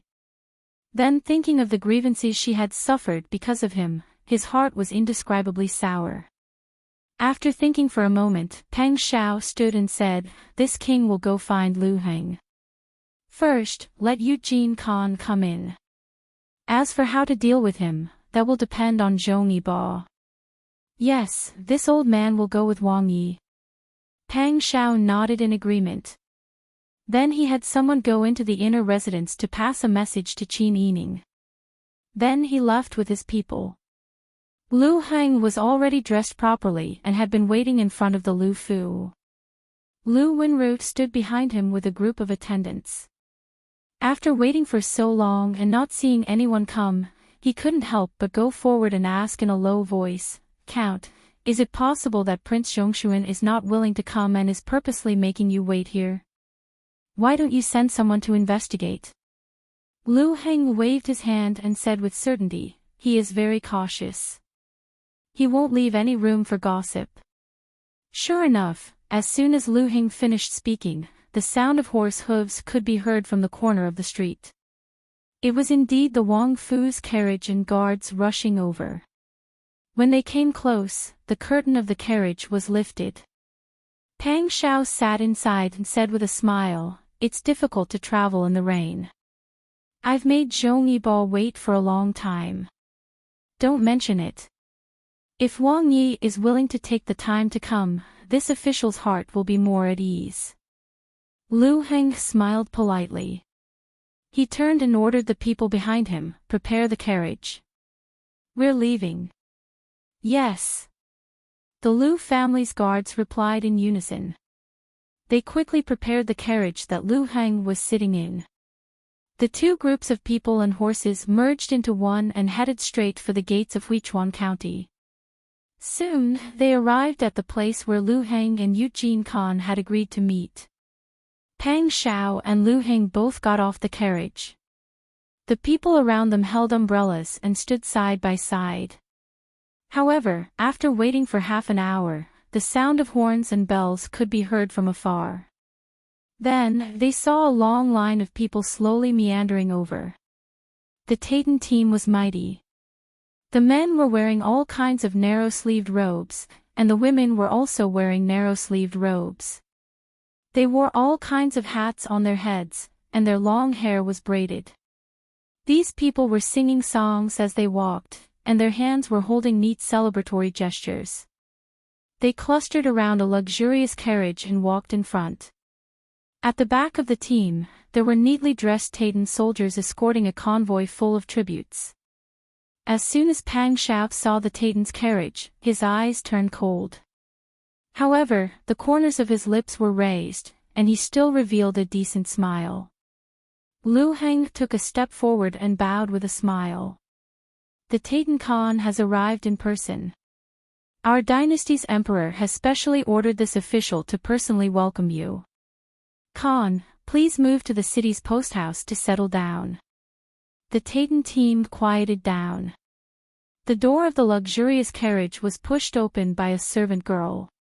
The red curtains on the window were also lifted. Si Qin was sitting inside, wearing a black brocade robe with narrow sleeves that symbolized nobility. He wore a hat inlaid with pearls, gems, and red coral. Compared to before, the bearded Si Qin looked more refined and mature. He had the demeanor of a strategist. However, no one dared to look down on this person, because he was also a fierce general on the battlefield. Si Qin raised his head and his sharp eyes swept over Lu Heng, who was cupping his hands in greeting. His eyes fell on Pang Shao. Ben Khan was wondering who had come to welcome him. So it's Prince Zhongshuan. This Khan's heart is filled with apprehension for the prince to make such an honorable appearance.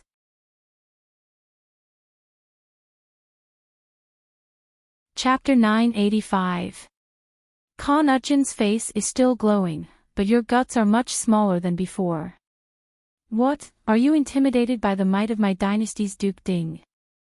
Are you afraid of even this king? His words were full of provocation, and Si Qin immediately frowned. The four officials behind Si Qin also frowned, and one of the more hot-tempered ones even stepped forward to argue. Who knew that Pang Shao would suddenly change the topic and laugh? Khan Ujin, please be at ease. Our Dezhou dynasty has always been a country of etiquette, and we will not go back on our words.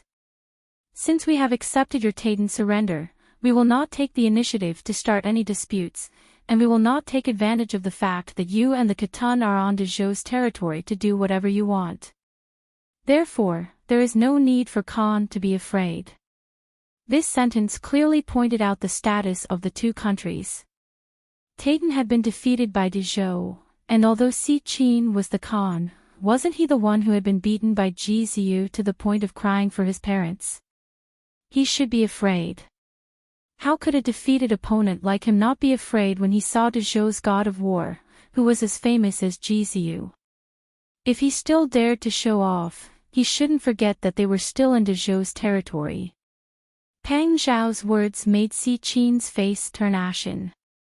The people accompanying Dezhou were all happy, and secretly praised Prince Zhongshuan's words. His toughness was just right, and he was indeed someone who had been on the battlefield.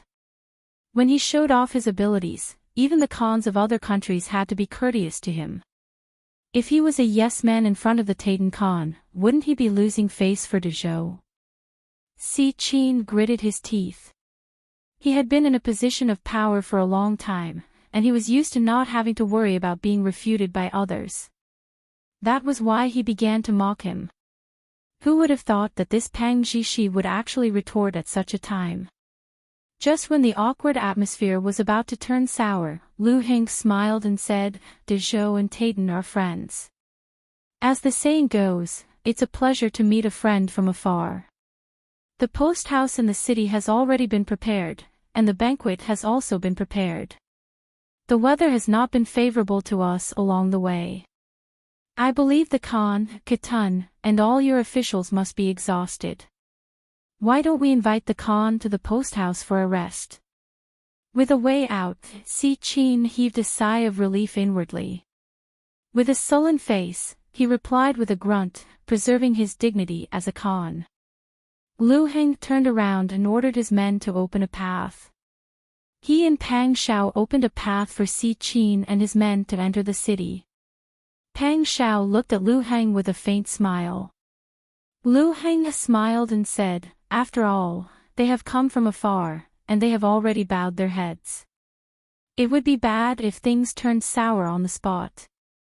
In other words, he was blaming Pang Shao for speaking too harshly and almost causing a dispute. Pang Shao smiled and said, it doesn't matter. Between the two of us, one of us has to act as the bad guy. What he meant was that Pang Xiao had given the opportunity to act as the good guy to Lu Heng. Lu Heng's heart burned with anger, but he maintained a gentle and refined smile on his face. Wang Ye's intelligence is truly outstanding. This one admires you. Zhou Yibo is too courteous. The two smiled at each other, but their smiles did not reach their eyes. They cupped their hands and returned to their respective carriages. They followed behind Si Qin's carriage and entered the city. As for the Taiden's entourage, Lu Heng had arranged for people to settle down. Naturally, he would not allow so many Taiden people to enter the city at the same time. He left most of the Taiden people to guard the tributes, and only 4 Taiden officials followed them through the city gates. Lu Heng and Pang Xiao sent them to the courier station. Everyone got off the carriage and entered according to their identities. Lu Heng originally wanted to accompany Pang Xiao to send Si Qin off, but Pang Xiao put his hands behind his back and said with a smile, "Zhou Yibo, please. This king is used to being careless. It would not be good if he accidentally breaks the tables and chairs. Wang Yi has a sense of propriety. How could he be such a careless person?" Lu Heng smiled. It seems that Wang Yi is afraid of working too hard. "No, Zhou Yibo, since you have received the edict, quickly go and do your job." Lu Heng gritted his teeth, and the smile on his face became more and more stiff. If it was not for the fact that he did not want to fall out with Pang Xiao and make a fool of himself in front of the Taiden people, he would have already retorted. Pang Xiao might have known that he could not refute at this time, so he was so unscrupulous. Lu Heng took a deep breath and suppressed his anger with astonishing willpower. He smiled and said, "Since that is the case, Wang Yi can rest here for a while." Pang Xiao smiled slightly and did not say anything. He leisurely looked at the scenery around him, as if it was his first time here and it was a novelty. Lu Heng quickly walked into the room and greeted Si Qin and Kudun with a smile. It was also at this time that he saw Kudun's appearance. She was a young woman who was tall and slightly plump. Her face was like a full moon, and her appearance was not very outstanding. The corners of her eyes and eyebrows had the unique arrogance of a Taiden aristocrat. The young Kudun curiously looked at Lu Heng. She could understand de Zhou's language, but her pronunciation was a little strange. "You are the head of the Lu family." Lu Heng had never seen a woman speak before a man in such a formal setting. However, even a Taiden woman could be a Khan, let alone speak in such an occasion.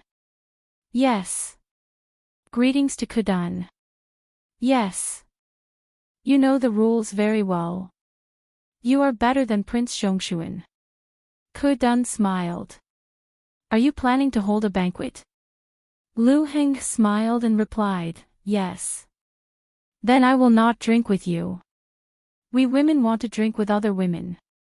Lu Heng smiled and said, "My wife will definitely come back to accompany Kudun at the banquet." "My wife? Your woman?" No, I want to see the woman of Prince Zhongshuan's family." Kudun sneered. "The sinner who killed the Khan of Anari, I want to see with my own eyes what kind of evildoer she is." When Lu Heng heard Kudun's way of speaking, he was momentarily speechless. He rarely dealt with women who spoke so directly. However, the other party was the noble Kudun. Moreover, Eugene Khan had been listening to Kudun in silence.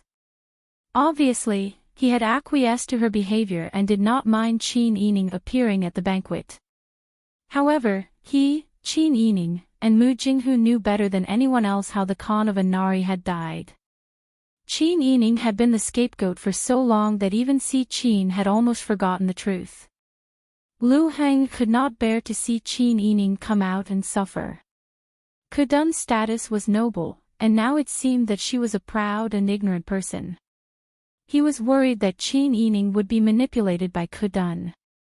Replying to Kudun, whether the Prince Zhongshuan's consort will come or not will have to be arranged. Although the rejection was tactful, it was clear. However, Kudun could not understand the meaning behind it. Arrange what? When the time comes, ask your Prince Zhongshuan to come as well.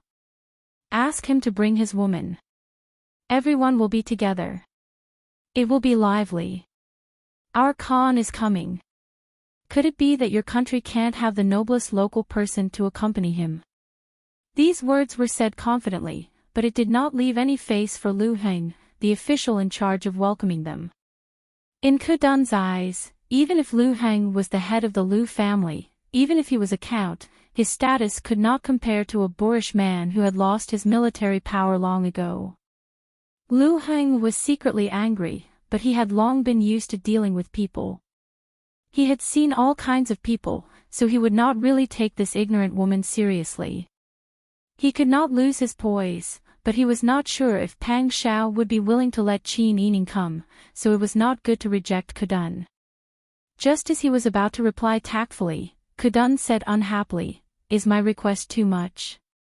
Si Qin smiled and said, "It's not considered too much. I think that since Dezhou and Taitan are friendly neighbors, Zhong Yiba would not reject Ben Khan's small request, right? What are you talking about? Khan's words are too serious." Lu Heng smiled and responded, but he was alert in his heart. It seemed that even if Kudun did not ask Si Qin to speak, Si Qin was also interested in Qin Yining. What? This man killed the Khan of Anari, and he wanted to see how the woman who took the blame for him was doing. Lu Heng chatted with him for a while, then asked to be excused for the time being. When he reached the door, he immediately asked Lu Wenru, "Where is Prince Zhongshuan?" "He is eating tea in the front." "Does Count have any orders?" Lu Heng did not answer, and quickly walked forward without saying a word. Although Pang Shao was too lazy to entertain Si Qin, it was not good for her to directly quit. Therefore, she temporarily stayed here in case something happened. Who knew that just as she poured a cup of tea, Lu Heng would rush in. Before he could even catch his breath, he anxiously said, "Kudun proposed to have dinner with the princess, and Wu Tijin Khan did not object." When Pang Shao heard this, she slowly put down the teacup in her hand. After a moment of silence, Pang Shao smiled and said, "Is that so? It seems that Kudun is a cheerful person." Lu Heng did not expect Pang Shao to say this, and could not help but be annoyed. "Why are you not worried at all?" He moved closer to Pang Shao and lowered his voice. That day, the death of the Khan of Anari had nothing to do with the princess. Wu Tijin Khan used the princess as a scapegoat for so long, and now he has brought Xian Kudun here. It is obvious that he does not have good intentions. How can you still be so indifferent? Don't forget, who was the reason why the princess was kidnapped to the Taitan and suffered so much. The smile on Pang Zhao's face completely disappeared, and she sneered, "No matter who it was for, it would not be for you. Zhong Yiba, don't you feel that your anxiety is unnecessary?" Lu Heng had always been calm, but when he heard this, his face could not help but turn red, and his eyes narrowed. What does Wang Yi mean? This official does not understand. Is that so? Pang Shao stood and walked in front of Lu Heng with her hands clasped behind her back. He was half a head taller than Lu Heng, a person who had crawled through mountains of corpses and seas of blood on the battlefield. When he was unhappy, he did not hide the evil energy around him. His eyes were like sharp blades flashing with cold light under the moonlight. Those who were stared at by him would feel their bodies tremble. That was the instinctive reaction of being stared at by a ferocious beast. Lu Heng had seen many big scenes, was a calm person, and was not someone who could not stand being frightened. But at this time, he felt every hair on his back stand on end. But facing someone of Pang Zhao's background, his pride as the son of an aristocratic family did not allow him to show fear. Also, they were love rivals. If he showed weakness in front of his love rival, then he would completely lose. "Wang Yi, it is best if you do not speak nonsense." Casually slandering a colleague, I can go to your majesty and report you. Pang Xiao suddenly laughed loudly. The laughter traveled far, causing Lu Wenru, Huzi, and the others outside the room to look back inside.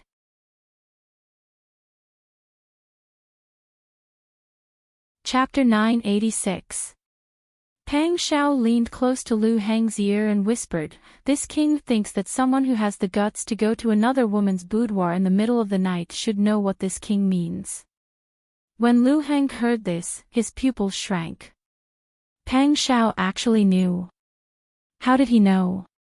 Did Qin Yining tell him? Or did Qin Yining's maidservant secretly tell Pang Xiao? If the maidservant secretly told him, it would be fine. But if Qin Yining said it himself, then his actions were really hard to understand. Normally, when a woman encountered something like this, wouldn't she carefully hide it? Could it be that Qin Yining trusted Pang Xiao that much? Wasn't he afraid that Pang Xiao would take offense? Lu Heng originally didn't want to admit it, but after thinking about it, since he dared to do it, there was nothing he didn't dare to do. When he thought about how infatuated Qin Yining was with Pang Xiao and how much he had done for Pang Xiao, if he was misunderstood by Pang Xiao because of this, perhaps she would be sad. Lu Heng began to feel sorry for her again. Yes. I did go. But I only went to say a few words. I stood at the door, and the two maidservants in her room stood about 10 feet away from me. After I spoke, I left. From the beginning to the end, she spoke to me bluntly and didn't do anything that crossed the line. If Wang Yi has a grudge against her because of this, then you will be letting down her feelings for you. Even if he hoped that Pang Xiao would let Qin Yining down and make Qin Yining sick of Pang Xiao and leave him, he would have a greater chance. But when it came to this, what Lu Heng cared about the most was Qin Yining's feelings. He still couldn't bear to make her sad. When Pang Xiao heard Lu Heng speak like this, she was so sick of it that she wanted to die. Whether I let you down or not, it's not up to an outsider like you to decide. This king has heard your words clearly. This king naturally cares about her matters, so there's no need for you to remind him. This king would also like to remind you that your daughter-in-law is a troublemaker. You'd better keep her in check and not let her come out like a mad dog to slander a good person. Otherwise, this king will not let you off easily. Lu Heng clenched his teeth so hard that the contours of his jaw could be clearly seen. At this moment, he felt as if he had been slapped in front of his face. Pang Xiao actually exposed him in front of his face, not leaving him any face at all. He knew that in terms of etiquette, it was wrong for him to casually visit other people's wives in the middle of the night. But in the end, he was still in love, so in the end, he left without doing anything extra. Lu Heng smiled. This lowly official will naturally take care of the family matters. Wang Yi doesn't need to worry about it. It's just that although I do have feelings for her, I can't bear to force her to do anything. In terms of feelings, I've sacrificed as much as anyone else. At the very least, I can say that I didn't let her down. What about Wang Yi? These words pierced straight into Pang Xiao's heart. Pang Xiao had never done anything to let Qin Yining down, but he had always been a burden to her. Outsiders who didn't know would even think that Qin Yining's family was cut off because of him. Even the deaths of the twins were caused by Pang Xiao. Although that wasn't the truth, Qin Yining had indeed suffered a lot because of him. He had been kidnapped, plotted against, hunted down, and murdered. And most of the time, Qin Yining had to rely on himself to survive. Pang Xiao was too far away to help. Pang Xiao didn't want to be outdone.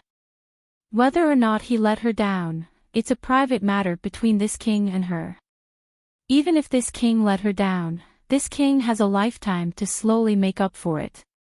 Outsiders will never have the opportunity and time to do so. The two men gritted their teeth and looked at each other. They had the same woman in their hearts. They didn't even bother to discuss the banquet. They only spared no effort in saying things that could hurt each other. Lu Heng was depressed. Pang Xiao was also suppressing his anger. This was the first time the two of them had shed all pretense of cordiality to talk about this matter. Although they didn't speak loudly, the atmosphere around them was quite tense. When Lu Wenru replied outside the door, he couldn't help but soften his voice and speak carefully. "Uncle, the banquet is almost ready." What he meant was to ask Lu Heng if he wanted to bring Bien Ruhan over. If he wanted to, he had to do it as soon as possible. Lu Heng finally came back to his senses. He thought for a moment and said, "Go bring Furin over." Pang Xiao also thought of the matter of welcoming the Taitan Khan. Since the Khan had specifically asked for Qin Yining to come, it wouldn't be good if he just stopped him. Also, Pang Xiao didn't believe that with him here, there would be anyone who would make things difficult for Qin Yining. Therefore, Pang Xiao also loudly ordered Huzi, "Go back and bring Wang Fei in. It's cold and wet outside. Tell Wang Fei to wear more clothes." "Yes." Huzi answered outside the door and rushed to the Wang Fu. When he saw Qin Yining, he told him everything he saw and heard today. "Wang Fei, I saw that the atmosphere between Wang Yi and Zhong Yibo wasn't right. The two seem to have had a big fight. Do you think that in front of the Taitan Khan, Wang Yi won't bicker with Zhong Yibo? If there really was an internal conflict in front of the Taitan, it wouldn't look good." Qin Yining had already changed into a set of ivory white robes embroidered with cloud patterns. She sat in front of the dressing table and had Ji Yun and Bing Tang help her do her hair and makeup. Hearing this, Huzi, who was waiting outside, smiled and said, "Don't worry.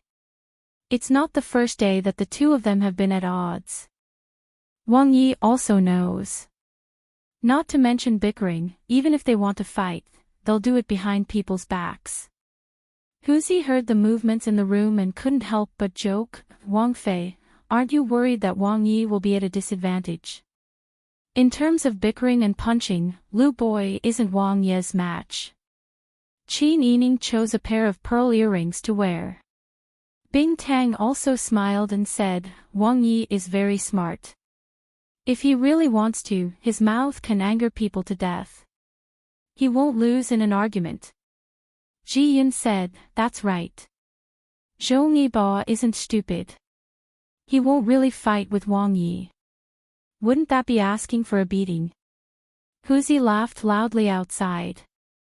Qin Yining raised her chin and had Bing Tang help her put on the grape-twined clasp. "Huzi, was it Wang Ye's orders to have me attend the banquet today?" Huzi heard this and said seriously, "Wang Fei, it wasn't Wang Ye's orders. It was the Taitan Khan's request. This subordinate doesn't know the details, but when Zhong Yibo heard the news, he came out to tell Wang Yi." Qin Yining lowered her eyes and her butterfly-like eyelashes trembled slightly. "It seems like they don't come with good intentions." Bing Tang said worriedly, "Then what should we do?" Qin Yining smiled and said, "It's fine. Even if I quarrel with the Taitan Khan, it's a woman's matter. The peace between the two countries won't be affected." Bing Tang was stunned and then laughed, "Wang Fei is too much. This servant isn't worried about that." Ji Yun also smiled and said, "That's right. Wang Fei's safety is the most important thing. The two of us don't care about national affairs." Qin Yining patted their shoulders comfortingly and smiled, "Don't worry. Even if the Taitan Khan finds trouble for no reason, with Wang Yi around, I won't be at a disadvantage. All of you, follow me."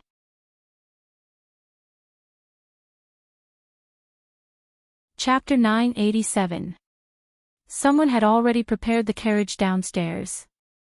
Bing Tang and Ji Yun each held a large umbrella for Qin Yining, afraid that the rain would wet her dress. Qin Yining put on a pair of fine wooden clogs over her embroidered shoes and carefully stepped over the threshold, avoiding the puddles of water as she boarded the carriage. Bing Tang and Ji Yun also boarded the carriage after her.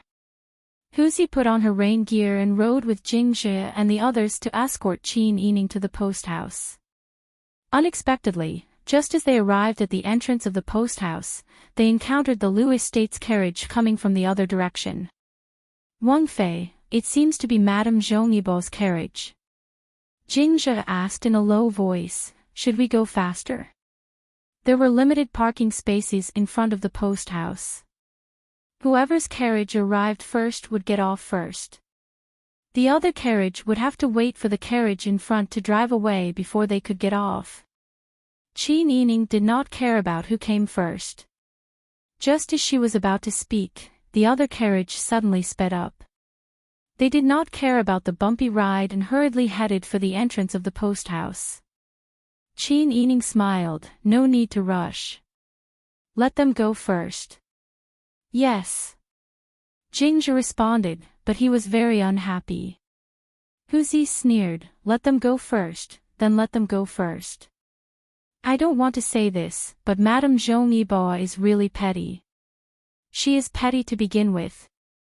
Bing Tang agreed from inside the carriage, in terms of background, how can she compare to our Wang Fei? In terms of her husband's family, she can't compare at all. Since she knows that she is at a disadvantage in every aspect, of course she has to fight to be the first in order to avoid exposing her shortcomings. But she doesn't know that those with high positions are the last ones. Ji Yun laughed when she heard this, what are you talking about? That's it. Hu Zi, who was outside the carriage, giggled when she heard this. Bing Tang blushed and pinched Ji Yun playfully, you're full of nonsense. Be careful or I'll ask Wang Fei to hit you. Qin Yining laughed, I didn't hear anything. Who said that? What did he say? Bing Tang's face turned even redder. Princess consort, why are you learning from this little hussy? There was a burst of laughter inside and outside the carriage. Bian Ruhan hurriedly got out of the carriage before Qin Yining. Just as she was feeling pleased with herself, she heard a burst of laughter coming from the carriage. The laughter seemed to be mocking her. Bian Ruhan's face immediately turned cold, and his complacent look disappeared. If it weren't for the two elderly nannies that Lu Heng had specially arranged for her to support her arms, she would have turned around to ask Qin Yining what he was laughing about.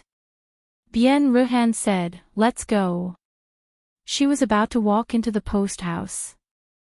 But she had just taken a step when she was forcefully pulled back by the two nannies on her left and right. The slightly plump one on the left was Nanny Zhang.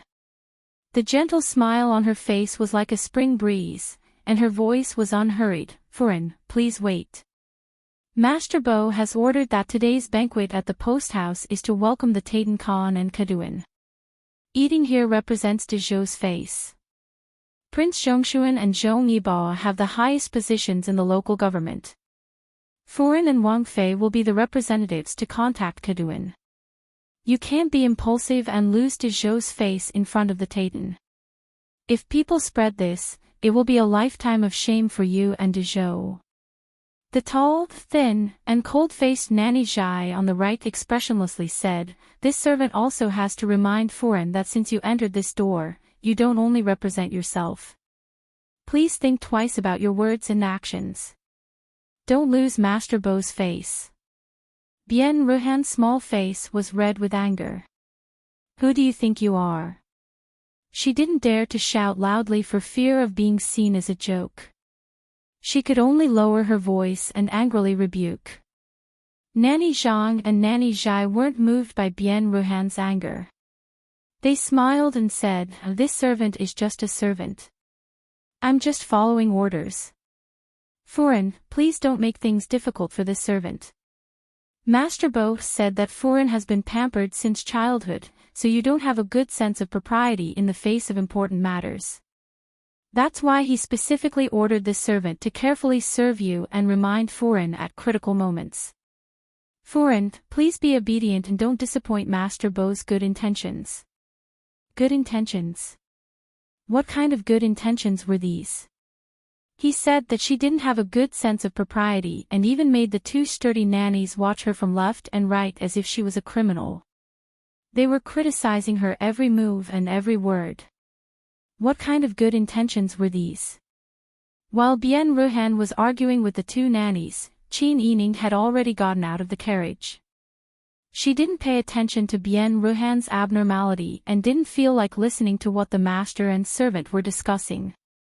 She stepped on her wooden clogs and walked lightly towards the main entrance of the post house. When she arrived at Bien Ruhan's side, she gently smiled and said, "For Zhongyiba, were you waiting for me? How about we go in together?"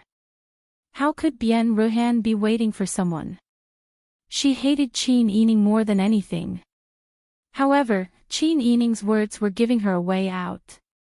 Even if Bien Ruhan didn't understand, Nanny Zhang and Nanny Zhai understood. The two of them courteously bowed to Qin Yining and secretly pinched Bien Ruhan's arm, worried that she would agree. Bien Ruhan was suppressing her anger and had to be pinched by the nannies to remind her to do what she wanted.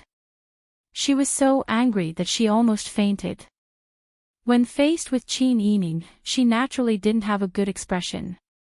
She stubbornly refused to answer and arrogantly raised her chin and snorted. Qin Yining didn't care. She looked at Bien Ruhan as if she was looking at a stone or a blade of grass on the side of the road. Qin Yining saw that Bien Ruhan didn't answer and naturally didn't force her. She entered the post house first. Bien Ruhan looked at Qin Yining's tall and slender back and finally realized that she was the one who got out of the carriage first. How could she be reduced to walking behind Qin Yining as if she was a head lower than her? It was all these two old men's fault for being so shameless. Bien Ruhan gritted her teeth and followed behind Qin Yining. She reluctantly walked behind him and entered the post house. At this time, the banquet had already been set up and everyone had already taken their seats. The officials of the post house accompanied Prince Zhongshuan and Zhong Yiba to entertain the Taitan Khan and the 4 Taitan officials. The hall was filled with toasts and the sound of bamboo and stringed instruments was endless. Kaduan unhappily asked Si Qin in Taitan language, "Didn't you say that you would find someone to accompany me? Why aren't they here yet?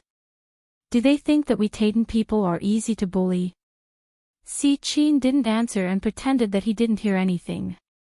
Lu Heng smiled and explained in Taitan language, "Kaduan, don't worry. They are already on their way here."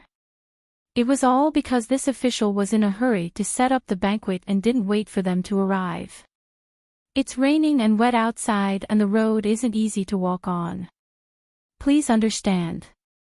Even though his words were peaceful and true, they were mocking Kaduan.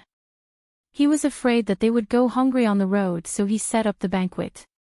In the end, he complained that the women didn't come.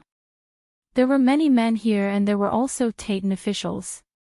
Even if the princess consort and Bien Ruhan didn't come, they wouldn't be able to find fault with them. Why was this Kaduan pestering them endlessly? The Taitan were truly a barbaric race that didn't know etiquette. Kaduan's face was dark. Just as he was about to reply, he heard footsteps outside. Someone quickly walked to the porch and replied, "Prince Zhongshuan's consort and Zhong Yiba's madam have arrived." Lu Heng smiled, "See, they're here." He turned around and ordered, "Invite them in." Pang Xiao put down the wine cup and raised his eyes to look at the door. His originally cold and somewhat impatient eyes gradually became gentle. Qin Yining was wearing plain clothes and a cloud shoulder as she walked into the hall first. The octagonal palace lanterns hanging high in the air lit up the room. Qin Yining's skin was as smooth as the brocade she was wearing, giving off a soft glow. She didn't have any other expression and only maintained a dignified smile.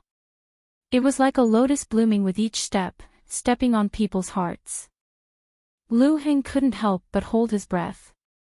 The accompanying Tatar officials were dumbfounded by what they saw. Pang Xiao stood and smiled as she pulled Qin Yining's hand and led her to sit next to her. She smiled and asked, "Was the journey smooth? Were you cold?" Qin Yining smiled and shook her head. She turned to greet Si Qin and Kaduan. Si Qin looked at Qin Yining. His dark eyes were as deep as a bottomless cold lake. "I haven't seen you for a long time. You're still as elegant as ever. Qin Yining smiled and said, so is the Khan. When they first met, the Khan was still the prince consort. Now that he had killed his wife and seized the position of Khan, he was living a comfortable life. Si Qin looked at her and couldn't help but frown. This woman really had the ability to anger people. With just one sentence, she had reminded him of everything that had happened that day. Fortunately, her one-sided words couldn't shake his heart in the slightest. At this time, Bian Ruhan had been sent to Lu Heng's side by Nanny Zhang and Nanny Zhai. She was so angry that her lungs were about to explode. She had clearly entered the door with Qin Yining, but everyone's eyes were focused on that bitch. Even her husband was focused on her. Prince Zhongshuan knew to stand up and welcome the princess, but her husband could only sit there and stare blankly at someone else's wife. She didn't expect that bitch from the Qin clan to be old acquaintances with the Taitan Khan and be able to talk to him. Bian Ruhan gritted her teeth. She couldn't think of a way to regain her lost face. At this time, Kaduan looked Qin Yining up and down and said ambiguously, "You're Prince Zhongshuan's consort." Qin Yining felt that her words were strange, but didn't correct her. He smiled and said, "Yes." Kaduan's eyes were like small knives as she looked at Qin Yining from head to toe. "I didn't expect you to be this kind of woman. I thought you were a 7-foot-tall man with big shoulders and a round waist, with boundless strength." These words caused everyone present to be somewhat puzzled. However, no one was stupid enough to casually reply without knowing the other person's intentions. Bian Ruhan was different. When she heard the Taitan Kaduan's impression of Qin Yining, she pictured a woman 7 feet tall, with a strong waist and boundless strength, in her mind. When she placed all these on Qin Yining, she almost couldn't help but laugh. Taitan Kaduan didn't have a good impression of Qin Yining, so Bian Ruhan wanted to get closer to her. He asked without thinking, why would Kaduan think so? His eyes were bright with a hint of flattery.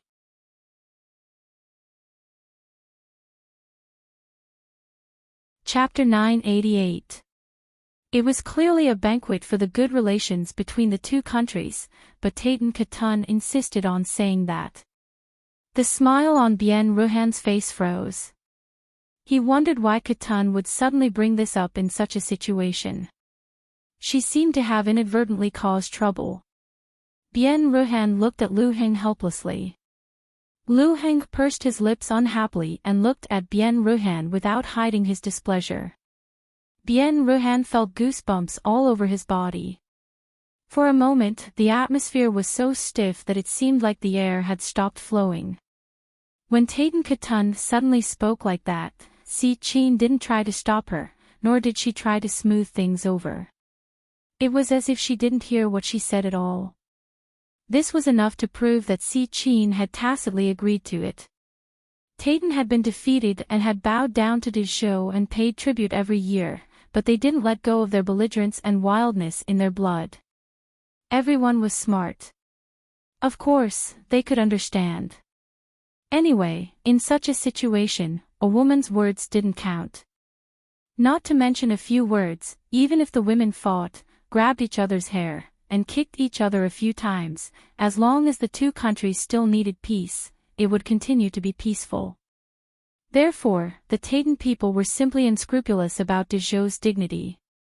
If the men of Dizhou couldn't speak up, then they could only wait for the women to speak.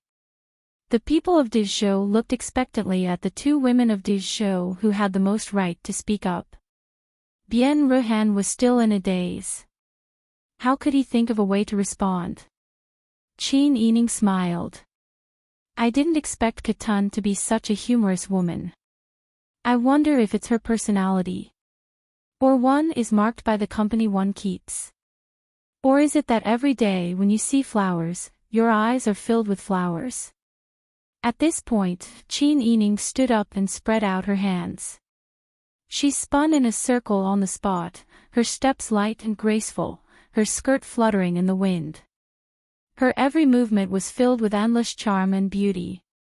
Rumor is fiercer than a tiger, and gossip is a fearful thing. Now that Kadun has seen me, you must know that it is harder than ascending to the heavens for a weak woman like me to kill a Nari Khan, a woman who is not inferior to men in your country.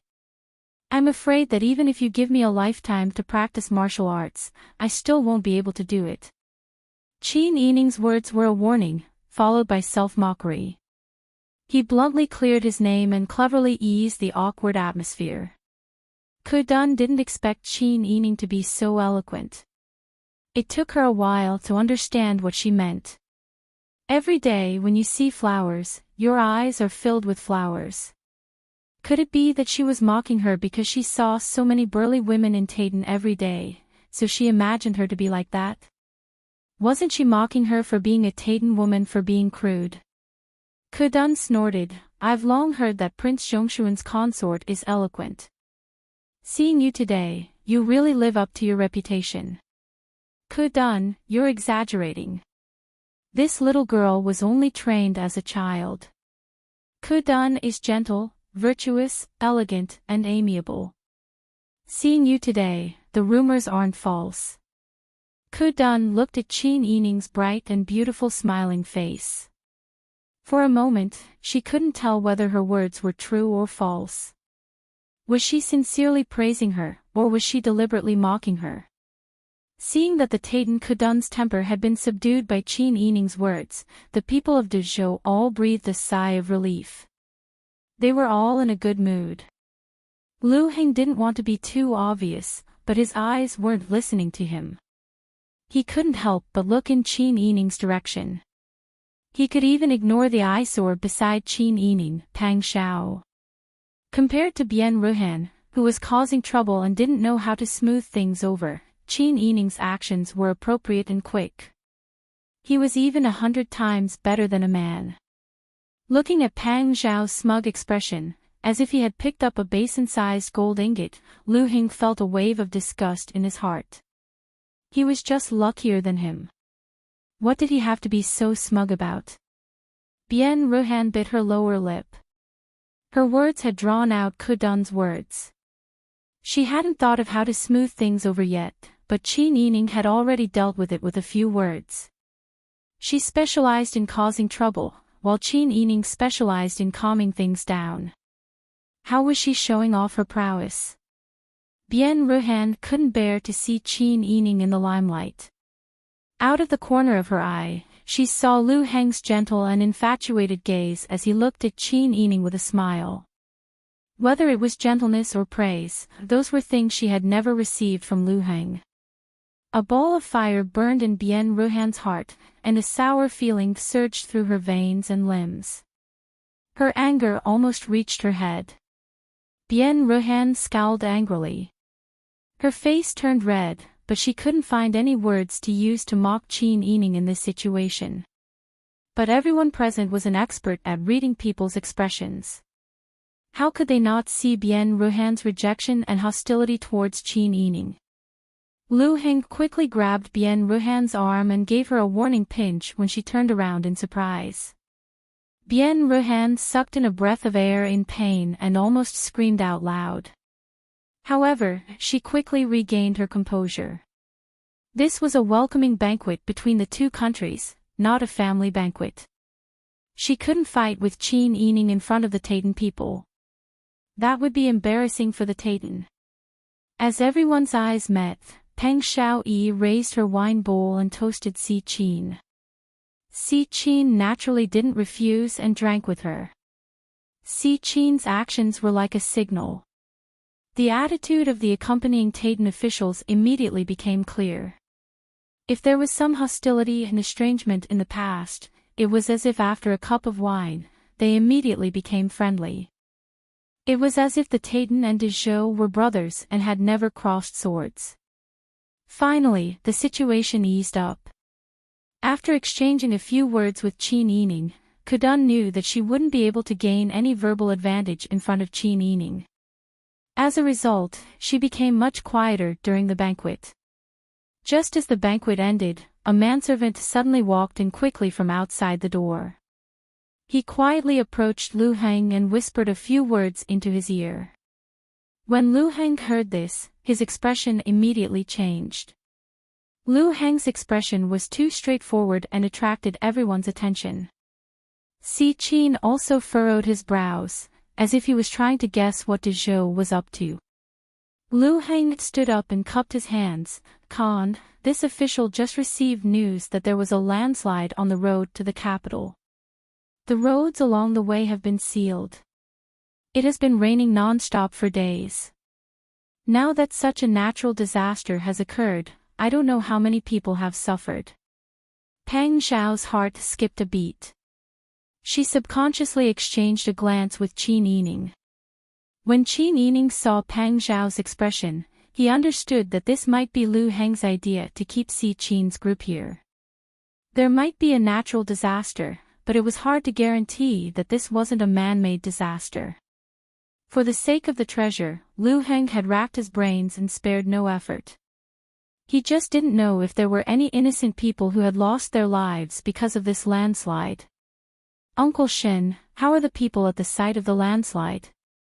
Pang Zhao timely asked the question that Qin Yining wanted to know the most. Lu Heng said worriedly, we still need to investigate this carefully. Khan, what do you think? Si Qin's expression returned to normal. He said very reasonably, there's nothing we can do about this.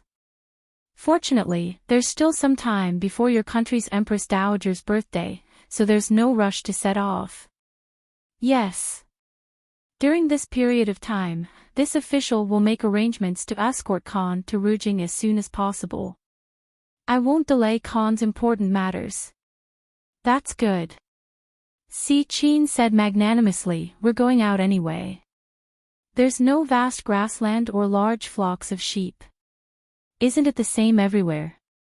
When the officials that Si Qin had brought along heard this, they all used Taitan to say that Si Qin cared about the people.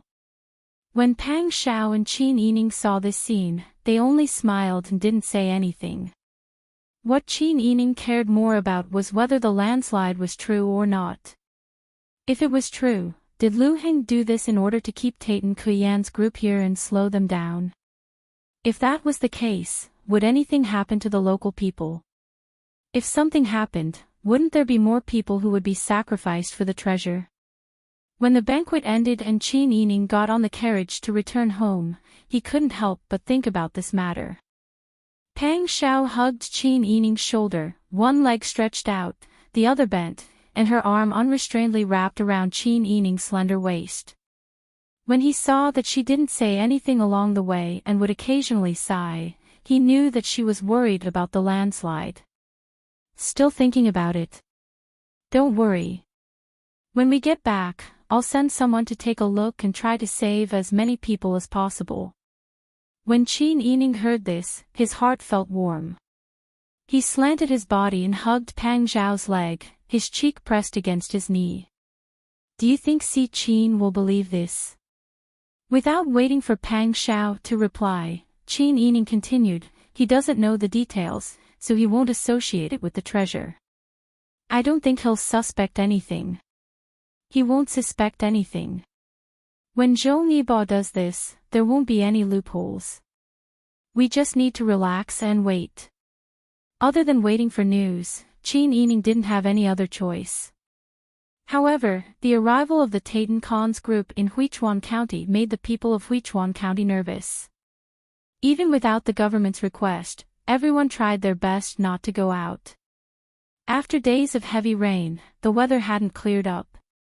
Now that dark clouds had formed, the people who couldn't go out and were worried about food became even more panicked.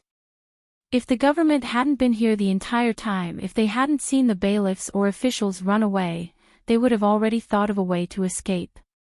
In the next few days, the Empress didn't ask Qin Yining to accompany her.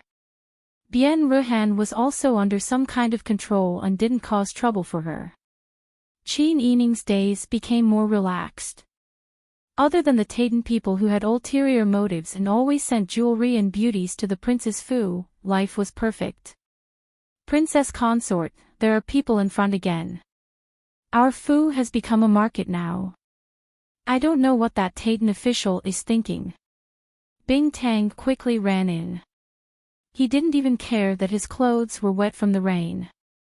He pulled Qin Yining's sleeves and said, "Just now, Huzi said that the Titan official personally sent two beauties over. Right now, they are chatting with Wang Yi in the study. What do they mean by this? Could it be that they can't stand seeing Wang Yi and Princess Consort being lovey-dovey, so they deliberately interfere?" Qin Yining lowered his head to compare the patterns on the bandages. When he heard this, he looked up and laughed. What's the hurry? Sending treasures and beauties are all old tricks in the officialdom. If they are sincere, then it's fine. If they aren't, then there are many other motives.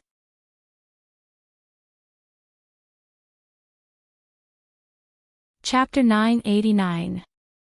Those people naturally don't have good intentions. Qin Yining lowered her eyes, her fingers nimbly threading the needle. Under the light, her fair fingers seemed to be carved out of fine white jade. Her tone was a little perverted. Even if the Titan surrendered, they had no choice but to do so because they were beaten by Duke Ding. Are they really convinced? Ji Yun and Bing Tang both shook their heads, deep in thought. They are not a people who can easily surrender. Naturally, they have a wild and barbaric nature. If they are not convinced, they must think of ways to preserve their strength. One day, they will take revenge and wipe out their hatred. Actually, I agree with this very much. If it were me, I would also lay low and wait for the future results. So they might not be sincere in coming to celebrate the Empress Dowager's birthday this time. Perhaps there is a conspiracy. It must be so, but I can't see it now. Qin Yining held the embroidery needle and said with a smile, "Let's not talk about what they will do in the future. Right now, they are sending gold, silver, and beauties. What will your Majesty do if this spreads to your Majesty's ears?" Ji Yun and Bing Tang's expressions suddenly changed. "Princess Consort, what should we do?" Ji Yun's voice was a little tense. Bing Tang said angrily, "I knew that this group of barbarians had bad intentions. They are clearly trying to sow discord and slander Wang Yi." "It's not just Wang Yi," Qin Yining said, "they will do their best to sow discord between your Majesty and the officials. So, Lu Boi must be in the same situation. Your Majesty is too suspicious. This move is quite targeted." Qin Yining's voice softened.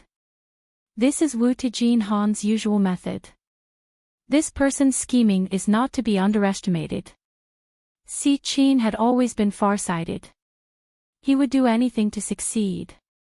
For power, he could lower himself and become a Nari's son-in-law. For status, he could disregard the relationship between husband and wife and kill his wife to seize the throne." Qin Yining did not think that such a person would obediently accept his fate after being defeated. Si Qin was like the most cunning jackal and wolf. For the sake of his prey, he would always be patient and wait for an opportunity to make a move. "Wang Yi! Wang Yi!" As they spoke, a maidservant's greetings from outside the door. He rubbed his hands, and he walked towards Qin Yining. I almost have two beautiful concubines, too. Just. T. Once Pang Shao returned to his room, he completely threw away the sharp and domineering aura he displayed in front of outsiders. He became a clingy person.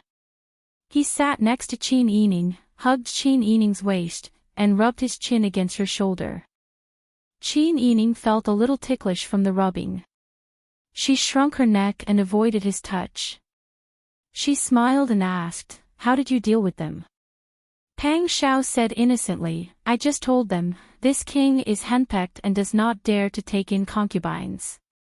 Fortunately, Zhou Niba is not henpecked, so he probably won't refuse. Please give these beauties to Zhou Niba as well." Qin Yining was stunned. Then, he laughed out loud. "You're such a bad guy."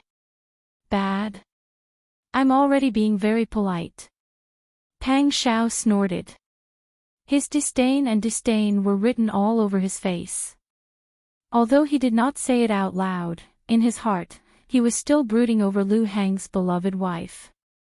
Qin Yining knew that Pang Xiao was full of jealousy. She was also helpless about this matter. She could only change the topic and said, "The Taitan people will not give up just like that. Now that the road to the capital is blocked, we will have to deal with them a lot in the remaining days."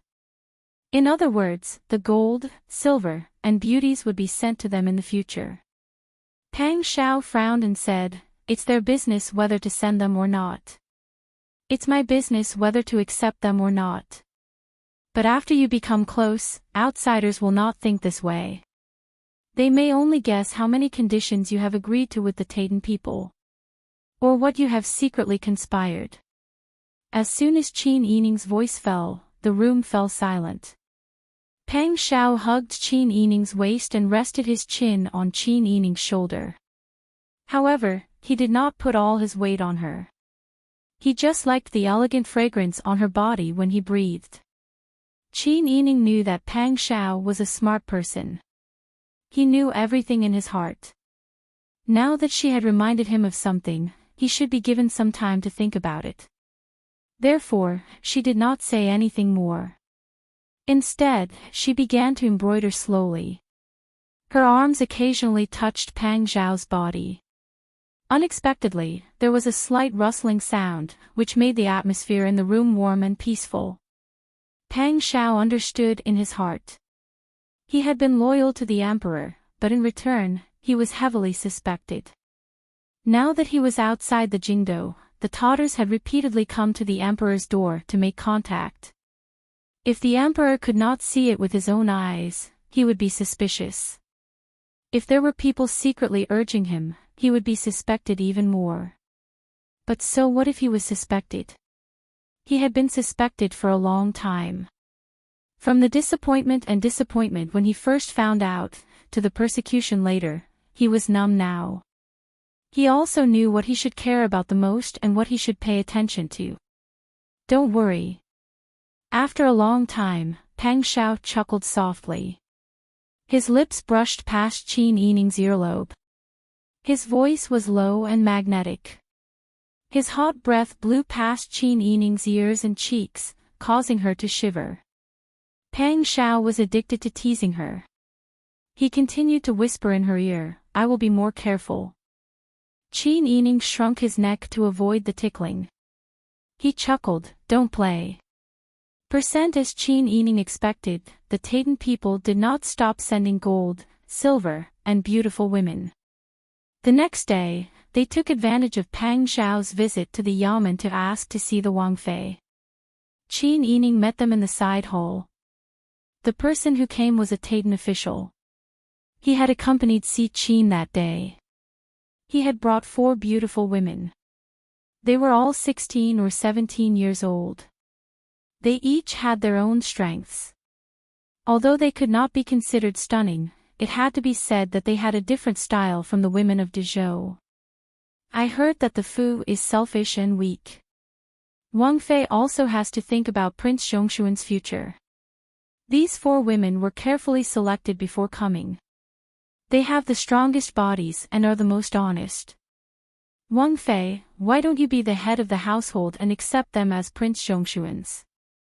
Not to mention anything else, this will help to quell Wang Fei's bad reputation of being jealous." Qin Yining smiled as he looked at the Taitan official.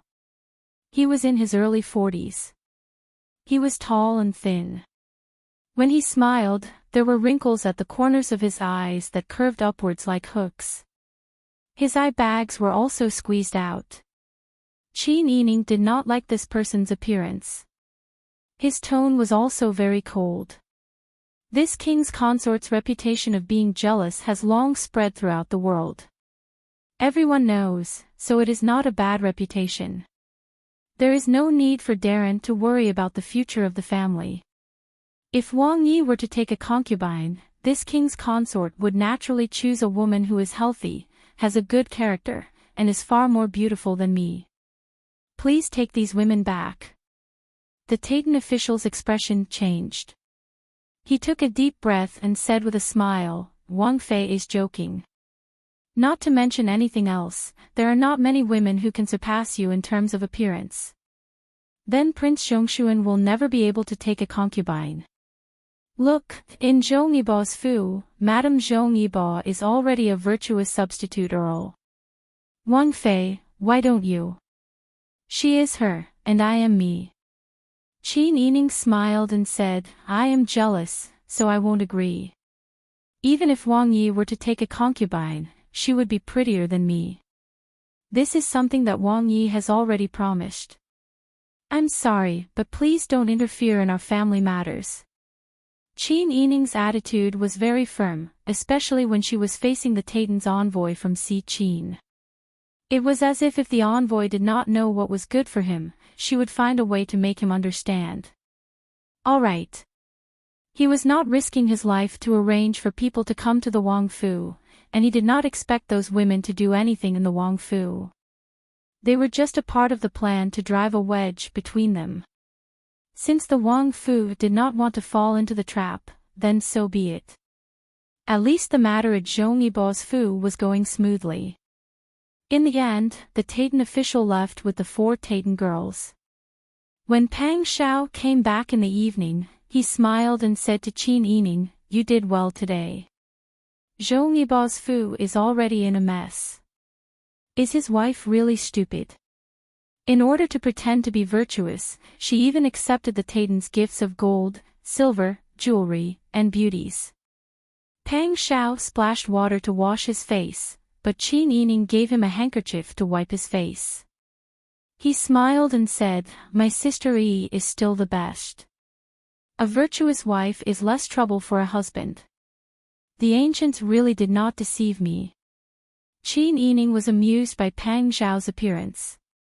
He felt some sympathy for Lu Heng, but he did not ask about the Lu family in detail. Everyone had to be responsible for the decisions they made.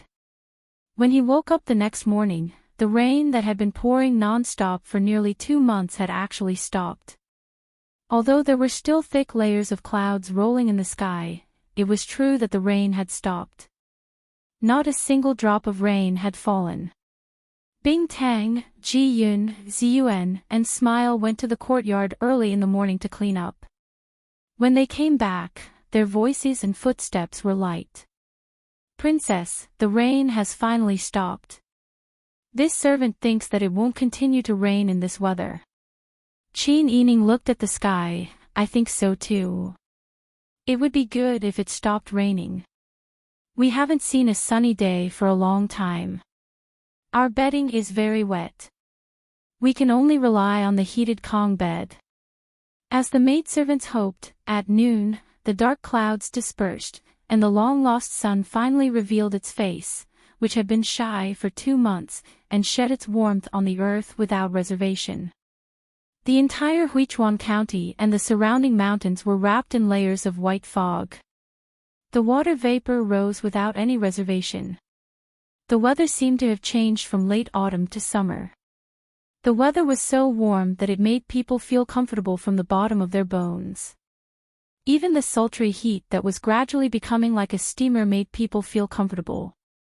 For 2 consecutive sunny days, wet bedding and clothes were drying everywhere in the residence. In the courtyard, the Empress stood in the corridor with Sun Mama. She raised her head and breathed the air mixed with mud, grass, and moisture. Her face was full of satisfaction and accomplishment. This Empress knew that Bodhisattva and Buddha can hear my sincere prayers. You see, this Empress has been fasting and chanting Buddha these days, and the rain in Huichuan County really stopped. I wonder if other places have also cleared up. Empress prayed for the country and was moved by God, so auspicious signs appeared. I think God must sympathize with Empress' sincerity, and other places will definitely clear up.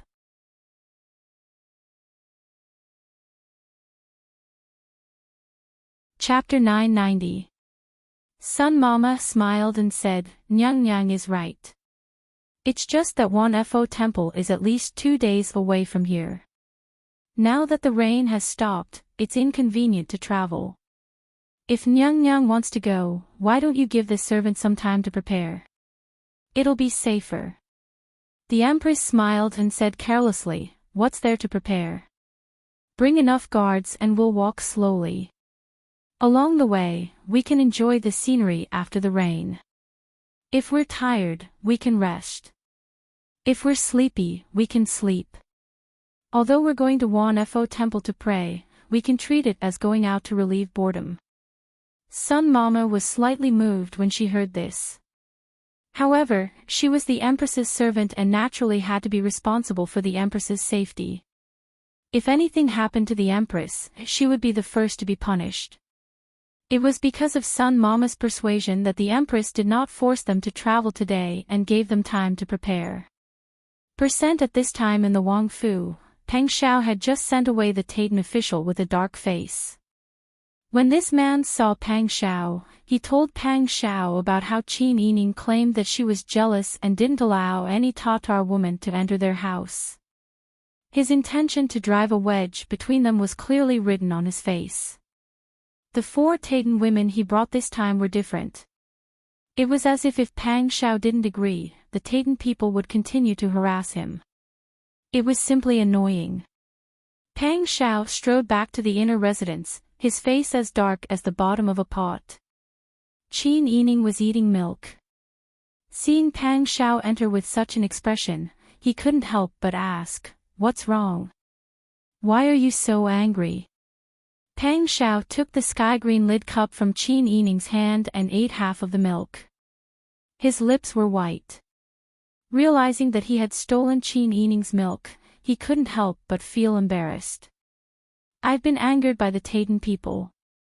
They are too stubborn. All day long, they come and pester me to agree to take concubines. Today, I don't know how big of a hole is in that person's head. He actually came to me and said that you're not good. I really want to close the door and not let any Taiten in next time. Qin Yining was amused. Since you don't like it, we won't meet again next time. It's just that Si Qin has brought people here. If I were to say that I didn't want to see him, it would be too rude. It would also be easy for people to use it against me. Peng Xiao pulled Zhaojin over and sat down next to Qin Yining. Why don't I take you out for a walk? He walked around. You see, the Imperial Mausoleum hasn't been built yet, and I don't know what your Majesty's plans are regarding the thorough investigation of the materials in the Zhongyibo reports. But when the weather gets better and the construction of the Imperial Tomb starts, we won't have the chance to go out anymore. He might as well take advantage of his free time to play around Huichuan County. Firstly, I can relax.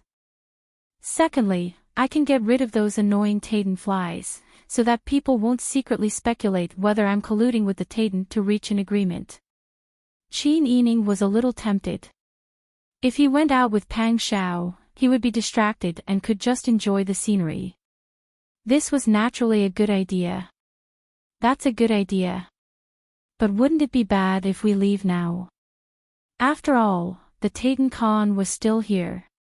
If they left at the last minute, it would be bad if something happened. Peng Xiao knew that Qin Yining was worried. He couldn't help but rub her long hair. He smiled and said, "What are you afraid of? Zhongyibo is very capable, so he won't be unable to handle such a small matter. With him watching over us, we just have to go out. You know his abilities well." Qin Yining was amused by Peng Xiao's nonchalant tone. Peng Xiao smiled and said, "Of course I know. As an opponent, I should at least know myself and know my enemy. I think he knows a lot about me." Peng Xiao didn't want to mention Lu Heng in front of Qin Yining. She didn't want to make him feel uncomfortable. She smiled and changed the topic. "How about it? Let's not bring too many people with us. Let's keep everything simple and go sightseeing around here for a few days. How about it?" Qin Yining smiled and nodded. "Of course it's good to be able to go out with you." Peng Xiao put his large hand on Qin Yining's shoulder. His lips landed on Qin Yining's forehead. "Okay, as long as you agree, you can leave the preparations to me. I'll go and find out if there are any interesting places around Fictional County. We'll go out and play for 3 to 5 days before coming back. When we come back and have enough rest, we'll think about where to go next. Qin Yining naturally smiled and agreed. Pang Xiao excitedly went to arrange for people to prepare the itinerary. Bing Tang and Ji Yun entered the room and said with a smile, "Princess consort, shall we also prepare? And, bring some light clothes and shoes. Also, bring some men's clothing for me. Also, bring some medicine for disguise in case I need it." The two maidservants smiled and agreed. They also went to prepare in high spirits. Qin Yining thought that he would ask Pang Xiao to bring along Huzi and Tang Xiu. The weather had cleared up, so everyone had the mood to have fun. Moreover, Ji Yun and Bing Tang had been bored by Qin Yining for a long time. It was naturally good to go out and get some fresh air. Pang Xiao wanted to bring Qin Yining out to play, so naturally, there was no need to inform anyone. The two brought along their trusted aides and left someone to look after the house. The next day, they directly left the city. Fictional County was vast. It was located in the north, so even in the summer, it wasn't unbearably hot. However, the rain had just stopped not long ago. There were many wet spots on the road, so it wasn't very easy to walk. Fortunately, the group wasn't in a hurry. They walked and stopped along the way. When they came across a place with good scenery, they would stop to take a look. When they came across a village, they could stay there for the night. It was quite comfortable. At this time, in Zhou Nibao's residence, Lu Wenru carefully stood in front of Lu Heng and whispered, "Today, the Taitan people went to the Wang Fu again." However, the Wang Fu's guards stopped them. They said that Wang Yi and Princess Consort had gone out. The Taitan people had no choice but to bring the beauties back. Lu Heng sat cross-legged beside the Kong table. His hand turned the lid of the white porcelain bowl up and down. His fingertips made a slight sound of porcelain rubbing against each other. After a while, he smiled. His tone was full of helplessness. "They are really comfortable. It's really enviable." Lu Wenru bowed his head and didn't dare to speak. "Your Majesty's decree was here." Lu Heng naturally had to obey the decree to welcome and entertain the Taitan Khagan. The Taitan people always came to harass him and tried to sow discord between the ruler and his subjects in Dezhou. Naturally, he couldn't avoid staying in the city. Even if he didn't agree with the Taitan people, just seeing the Taitan people frequently coming in and out of the residence was enough to make people suspicious. Only by hiding away could he be completely at peace. Lu Heng looked down at the teacup in his hand and said faintly, "Sometimes, I really envy him.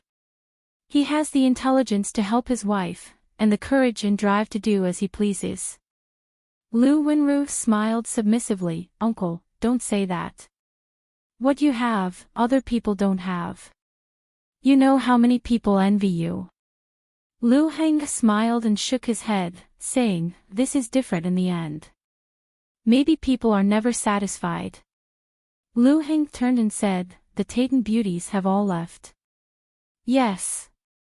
Lu Wenru said seriously, "You arranged for people to personally escort Madam to send them away. However, Madam has locked herself in her room right now. She must be angry." "Angry? She has the face to be angry," Lu Heng said mockingly. "If she continues to do things without using her brain, it won't just be losing face in the future." Lu Wenru bowed his head. He never dared to interrupt in this kind of matter. "How are the preparations for the Empress carriage?"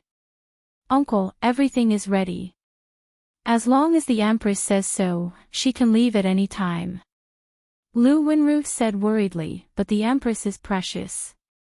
It won't be good if she encounters danger when she goes out. If she makes a mistake, it will trouble Uncle. There is nothing to be done." The Empress has probably been in the palace for too long and has had enough of being a bird in a cage. Now that she has come out, she wants to find a chance to play. This is understandable. The only problem is that it is difficult to travel on the mountain path up 1FO Temple. When the Empress arrives, she will know the difficulty and retreat. Uncle is right. Lu Wenru nodded with a smile. Lu Heng was deep in thought. He called Lu Wenru to his side and whispered a few words in his ear. Lu Wenru's expression turned serious. He immediately responded and retreated. Qin Yining and Pang Shao walked and stopped all the way. After 3 days, they arrived at the foot of Juhuang Mountain, which was under the jurisdiction of Huichuan County. Looking up, the whole mountain seemed to be surrounded by white fog, which gave the feeling of being surrounded by clouds and mist. Huzi shaded his eyes with his hand and looked up at the top of the mountain. There was a temple leaning against the cliff. That should be 1FO Temple. However, the mountain path is very steep. The carriage shouldn't be able to go up. Qin Yining held Pang Xiao's hand to get off the carriage.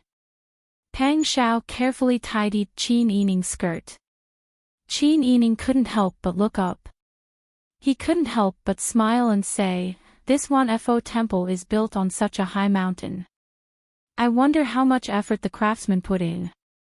That's right. This 1FO Temple is said to be very efficacious. There is an ancient tree on the mountain. It is said that the 1,000-year-old tree cried to death a dozen years ago. However, it sprouted last year. Those who sincerely make a wish here will be able to realize it. Pang Xiao pulled Qin Yining's hand and walked 2 steps forward. They stood under the shade of a tree on the side of the road. She smiled and said, "Let's go up together and make a wish. It will definitely come true. How about it?" Qin Yining smiled and said, "Of course it's good. Fortunately, I brought light clothes and shoes. It doesn't matter if the carriage can't go up the mountain. We can walk up." Pang Xiao smiled and said, "That's right. Let's park the carriage somewhere and bring enough dry food and water. We can walk up together." Bing Tang looked up at the clouds and mist at the top of the mountain. She couldn't help but swallow. "Wang Fei, why don't the servants stay behind and watch the carriage?"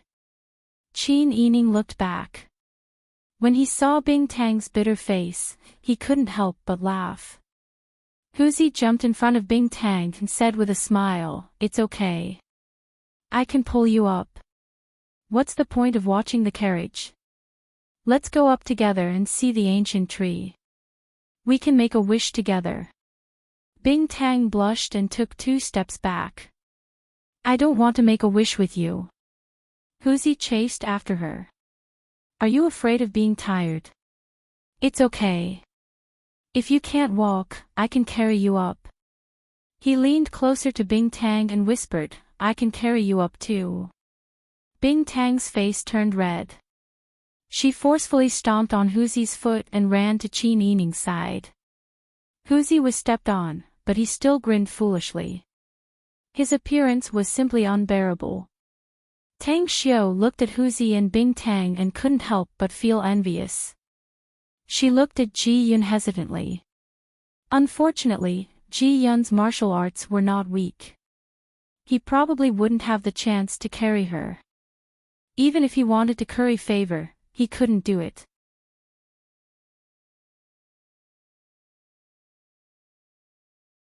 Chapter 991. The path into the mountain was very smooth and the slope was very gentle. Pang Xiao held Qin Yining's hand and walked in front. The group of people behind them chatted and laughed as they followed, enjoying the scenery along the way. When they were in a good mood, no one cared even if the path was muddy and their shoes got dirty. They only had eyes for the scenery and the people around them. Qin Yining whispered to Pang Xiao about the trivial matters of life. It was rare for them to put aside political affairs and devote themselves to nature. Qin Yining felt particularly relaxed and happy.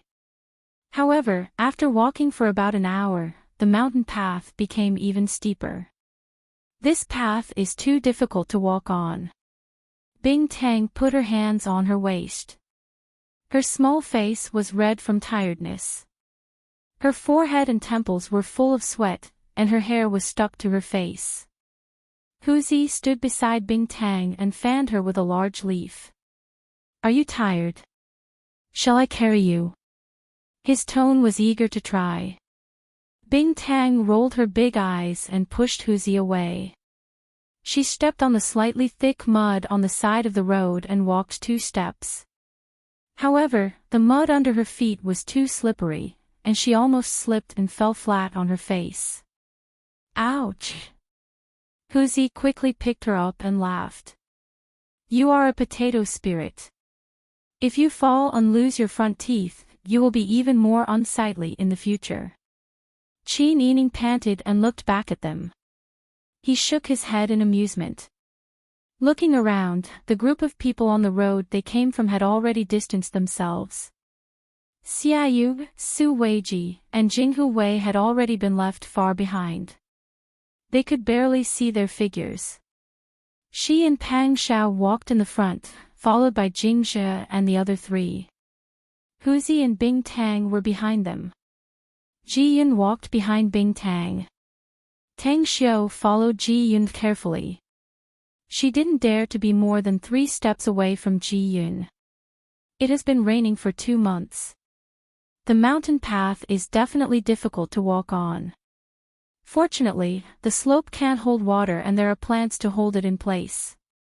Moreover, there are many cliffs and precipitous walls on this Juhuang mountain. Otherwise, I wouldn't dare to bring you up here. Pang Xiao wiped Qin Yining's sweat with his sleeve. After such heavy rain, ordinary mountains can't be climbed. It is easy to encounter landslides and mudslides. Qin Yining smiled and nodded.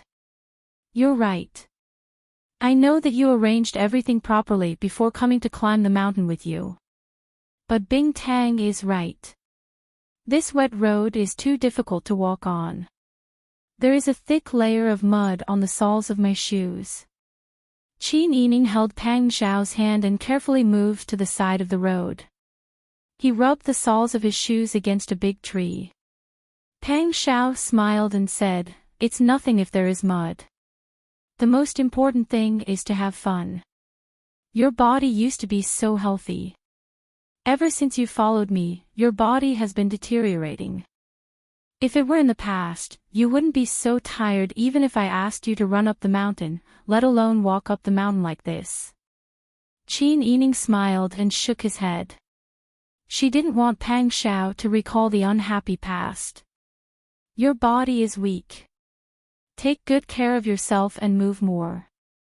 You'll get better slowly. Qin Yining looked back.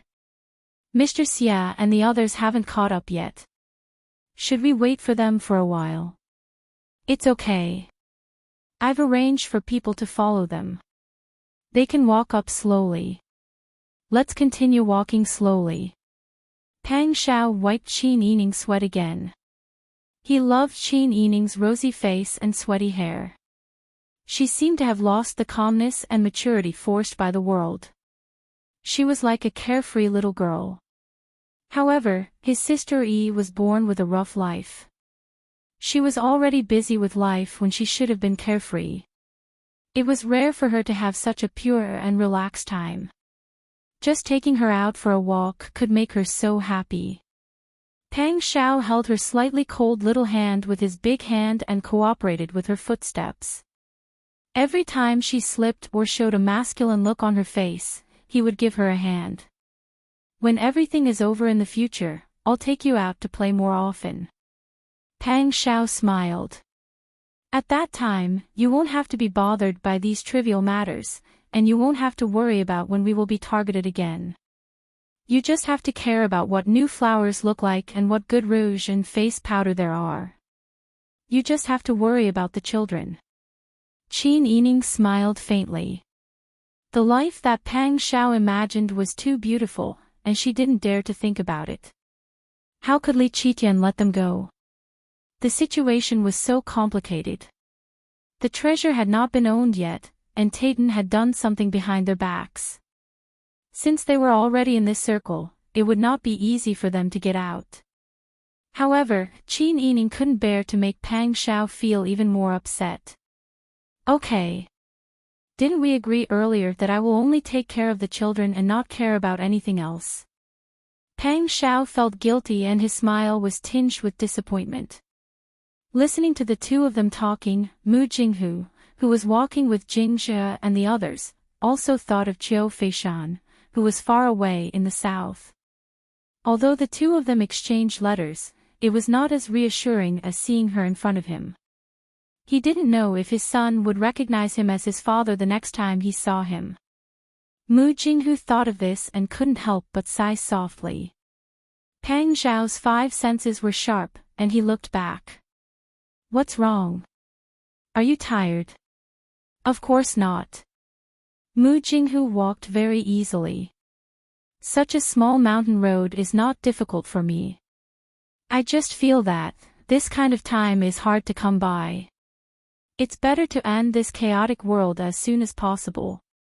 Pang Xiao pursed his lips and smiled, looking up at the lush green leaves covering the top of his head. The precious sunlight shone through the gaps between the leaves, drawing mottled shadows on their faces and bodies.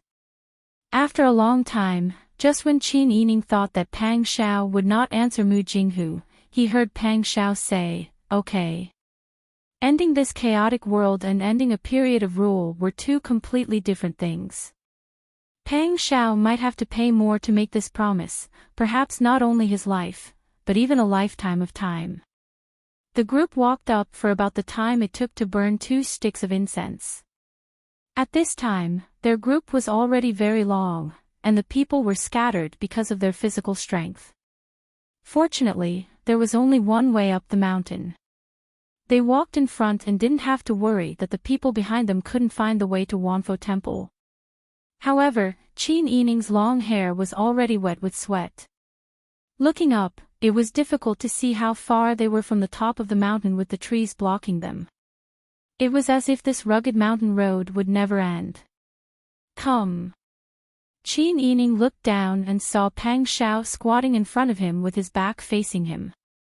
Come up, I'll carry you. Qin Yining shook his head and gently patted Pang Xiao's back. No need. Although I'm a little tired, it's not hard for me to persevere. It won't be too late for you to carry me when I can't walk anymore. Pang Xiao was a little disappointed. He turned back and looked down the mountain. He could vaguely see Huzi's figure carrying Bing Tang through the branches and leaves of the trees. Ji Yun and Tang Xiu had already fallen further away. Okay. Pang Xiao sighed. He pulled Qin Yining's hand and walked up a relatively clean slope. It's a pity that your physical strength is so good. Qin Yining was stunned for a moment before he understood what Pang Xiao was trying to say. His face couldn't help but heat up.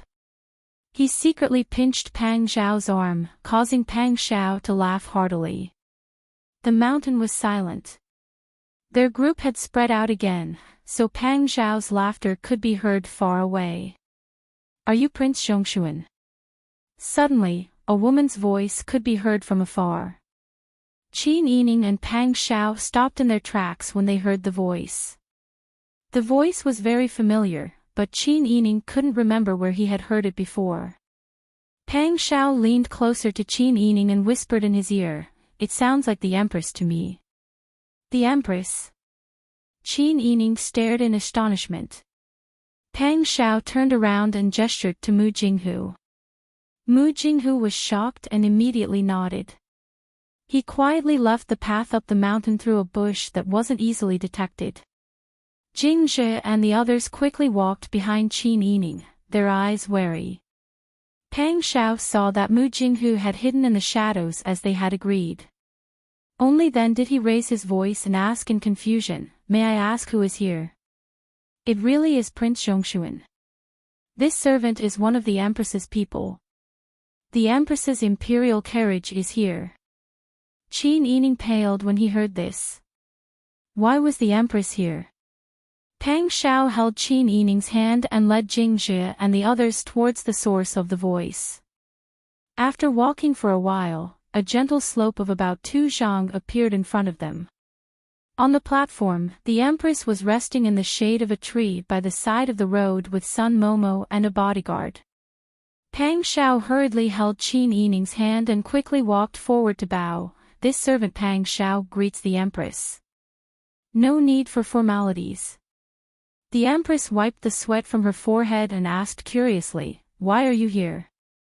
Qin Yining sensed that the Empress's tone was different from her usual high and mighty tone. When she spoke to Pang Xiao, her tone and expression were like that of a normal family's matriarch, dignified and intimate. Pang Xiao smiled and said, "Replying to your highness, this servant saw that the weather was improving and was very happy. Thus, I brought my wife out for a stroll. I heard that there is a Wanfo temple on Juhuang Mountain that is very efficacious, so we came to take a look." Without leaving a trace, Pang Xiao had already scouted the surroundings. He thought for a while and said, "The Empress also came to play." The Empress shook her head tiredly. This Empress came to Wanfo Temple to pray for the peace of Dezhou. However, this Empress came at a bad time. Not to mention that the mountain path is difficult to walk on, this Empress had originally prepared a sedan chair to send this Empress up the mountain. However, the sedan chair suddenly fell and this Empress almost fell off the cliff. In order to save this Empress's capable bodyguard broke his leg. This Empress could only order the bodyguard to go down the mountain for treatment. That bodyguard can't walk, so 4 servants took turns to carry him. I don't know how he is now. Pang Xiao respectfully said, "The Empress' sincerity in praying for the people is truly touching." When Pang Xiao wanted to speak to the Empress, he bowed his head according to etiquette. His respectful attitude was clearly visible. However, his hand was still holding Qin Yining's hand behind his back. It was as if Qin Yining was his most precious treasure that he could not let go of for a moment. The Empress saw how tightly Pang Xiao protected Qin Yining, and an indescribable bitterness spread in her heart. Look at how Pang Xiao treated Qin Yining.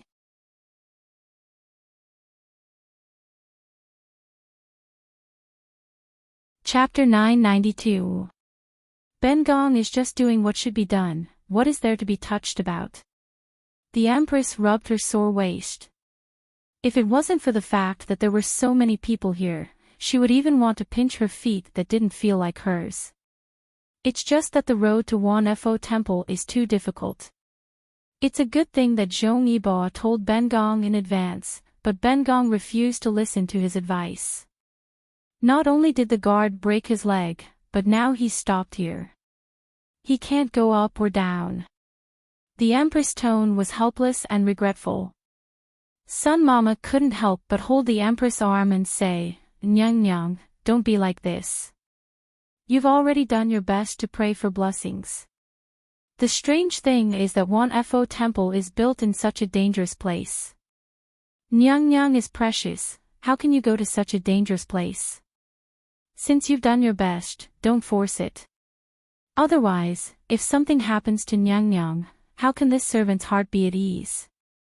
The Empress had always been considerate of the servants. Sun Mama knew that once she said this, with the Empress' usual personality, she would consider the feelings of the servants. She was the noble Empress. If something really happened to her under the eyes of these people, not to mention a big matter, even if it was a sprained ankle, they would be punished when they returned. But today, Sun Mama misjudged the Empress' thoughts.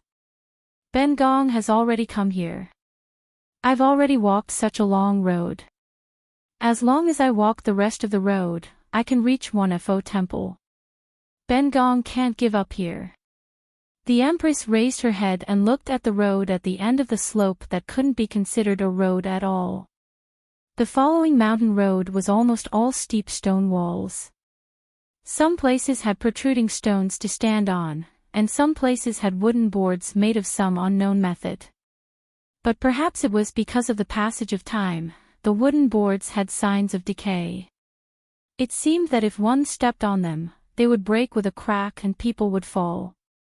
This road was so steep that it made people feel that even if they climbed up, they couldn't come down. Nyang Nyang, this is really too dangerous. Sun Mama said earnestly, this servant wants to serve Nyang Nyang, but this path, not to mention Nyang Nyang, even this servant can't climb up. We don't have anyone by our side. If the inner attendants hadn't been sent down the mountain, they would still be able to carry Her Highness up the mountain. But this servant doesn't trust the physical strength of those little eunuchs and their backs.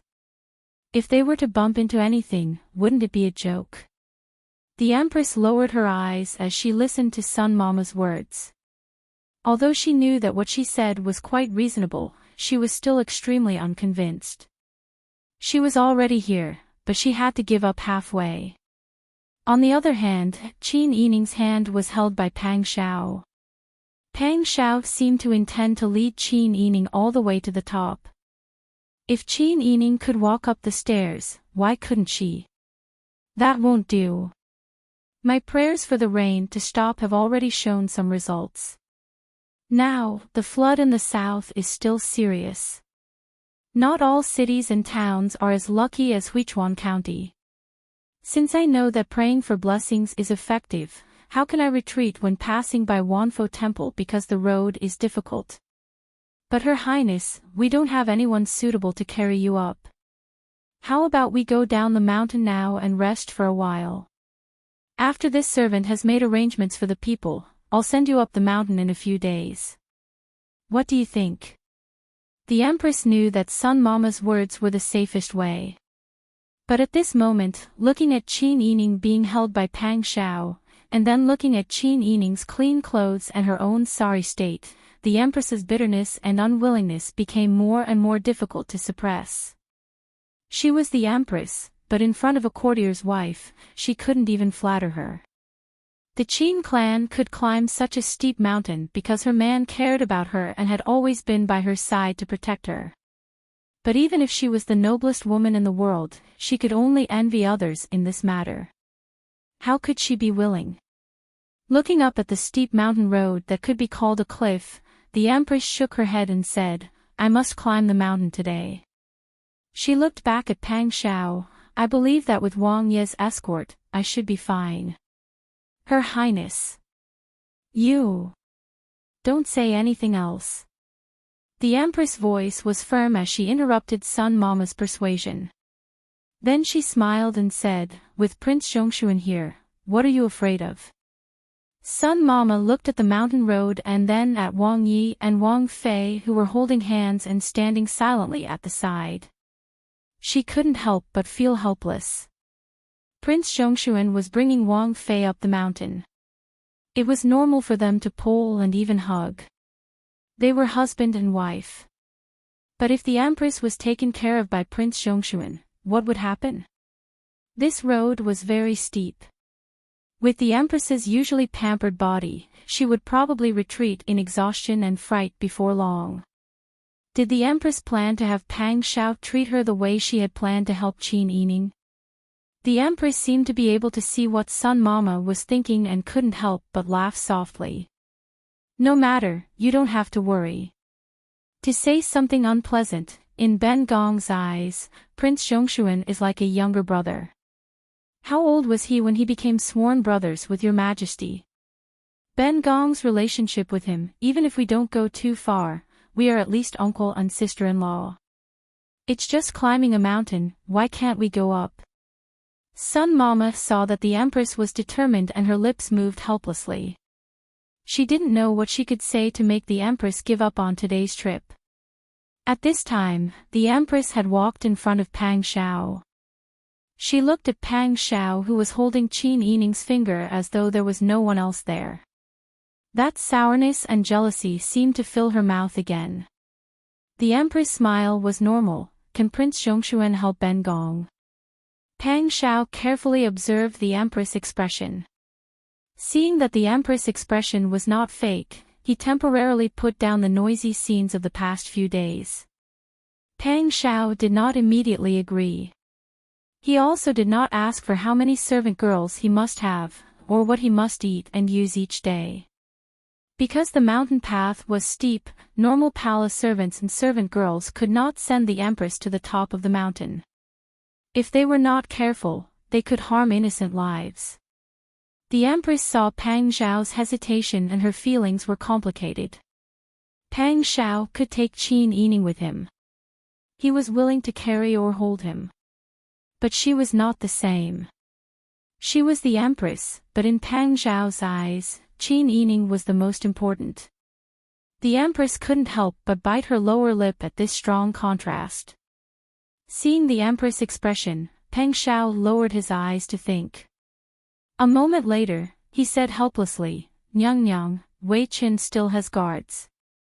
How about having the guards escort Nyang Nyang?" You're tuning into the LoveLore Library YouTube channel.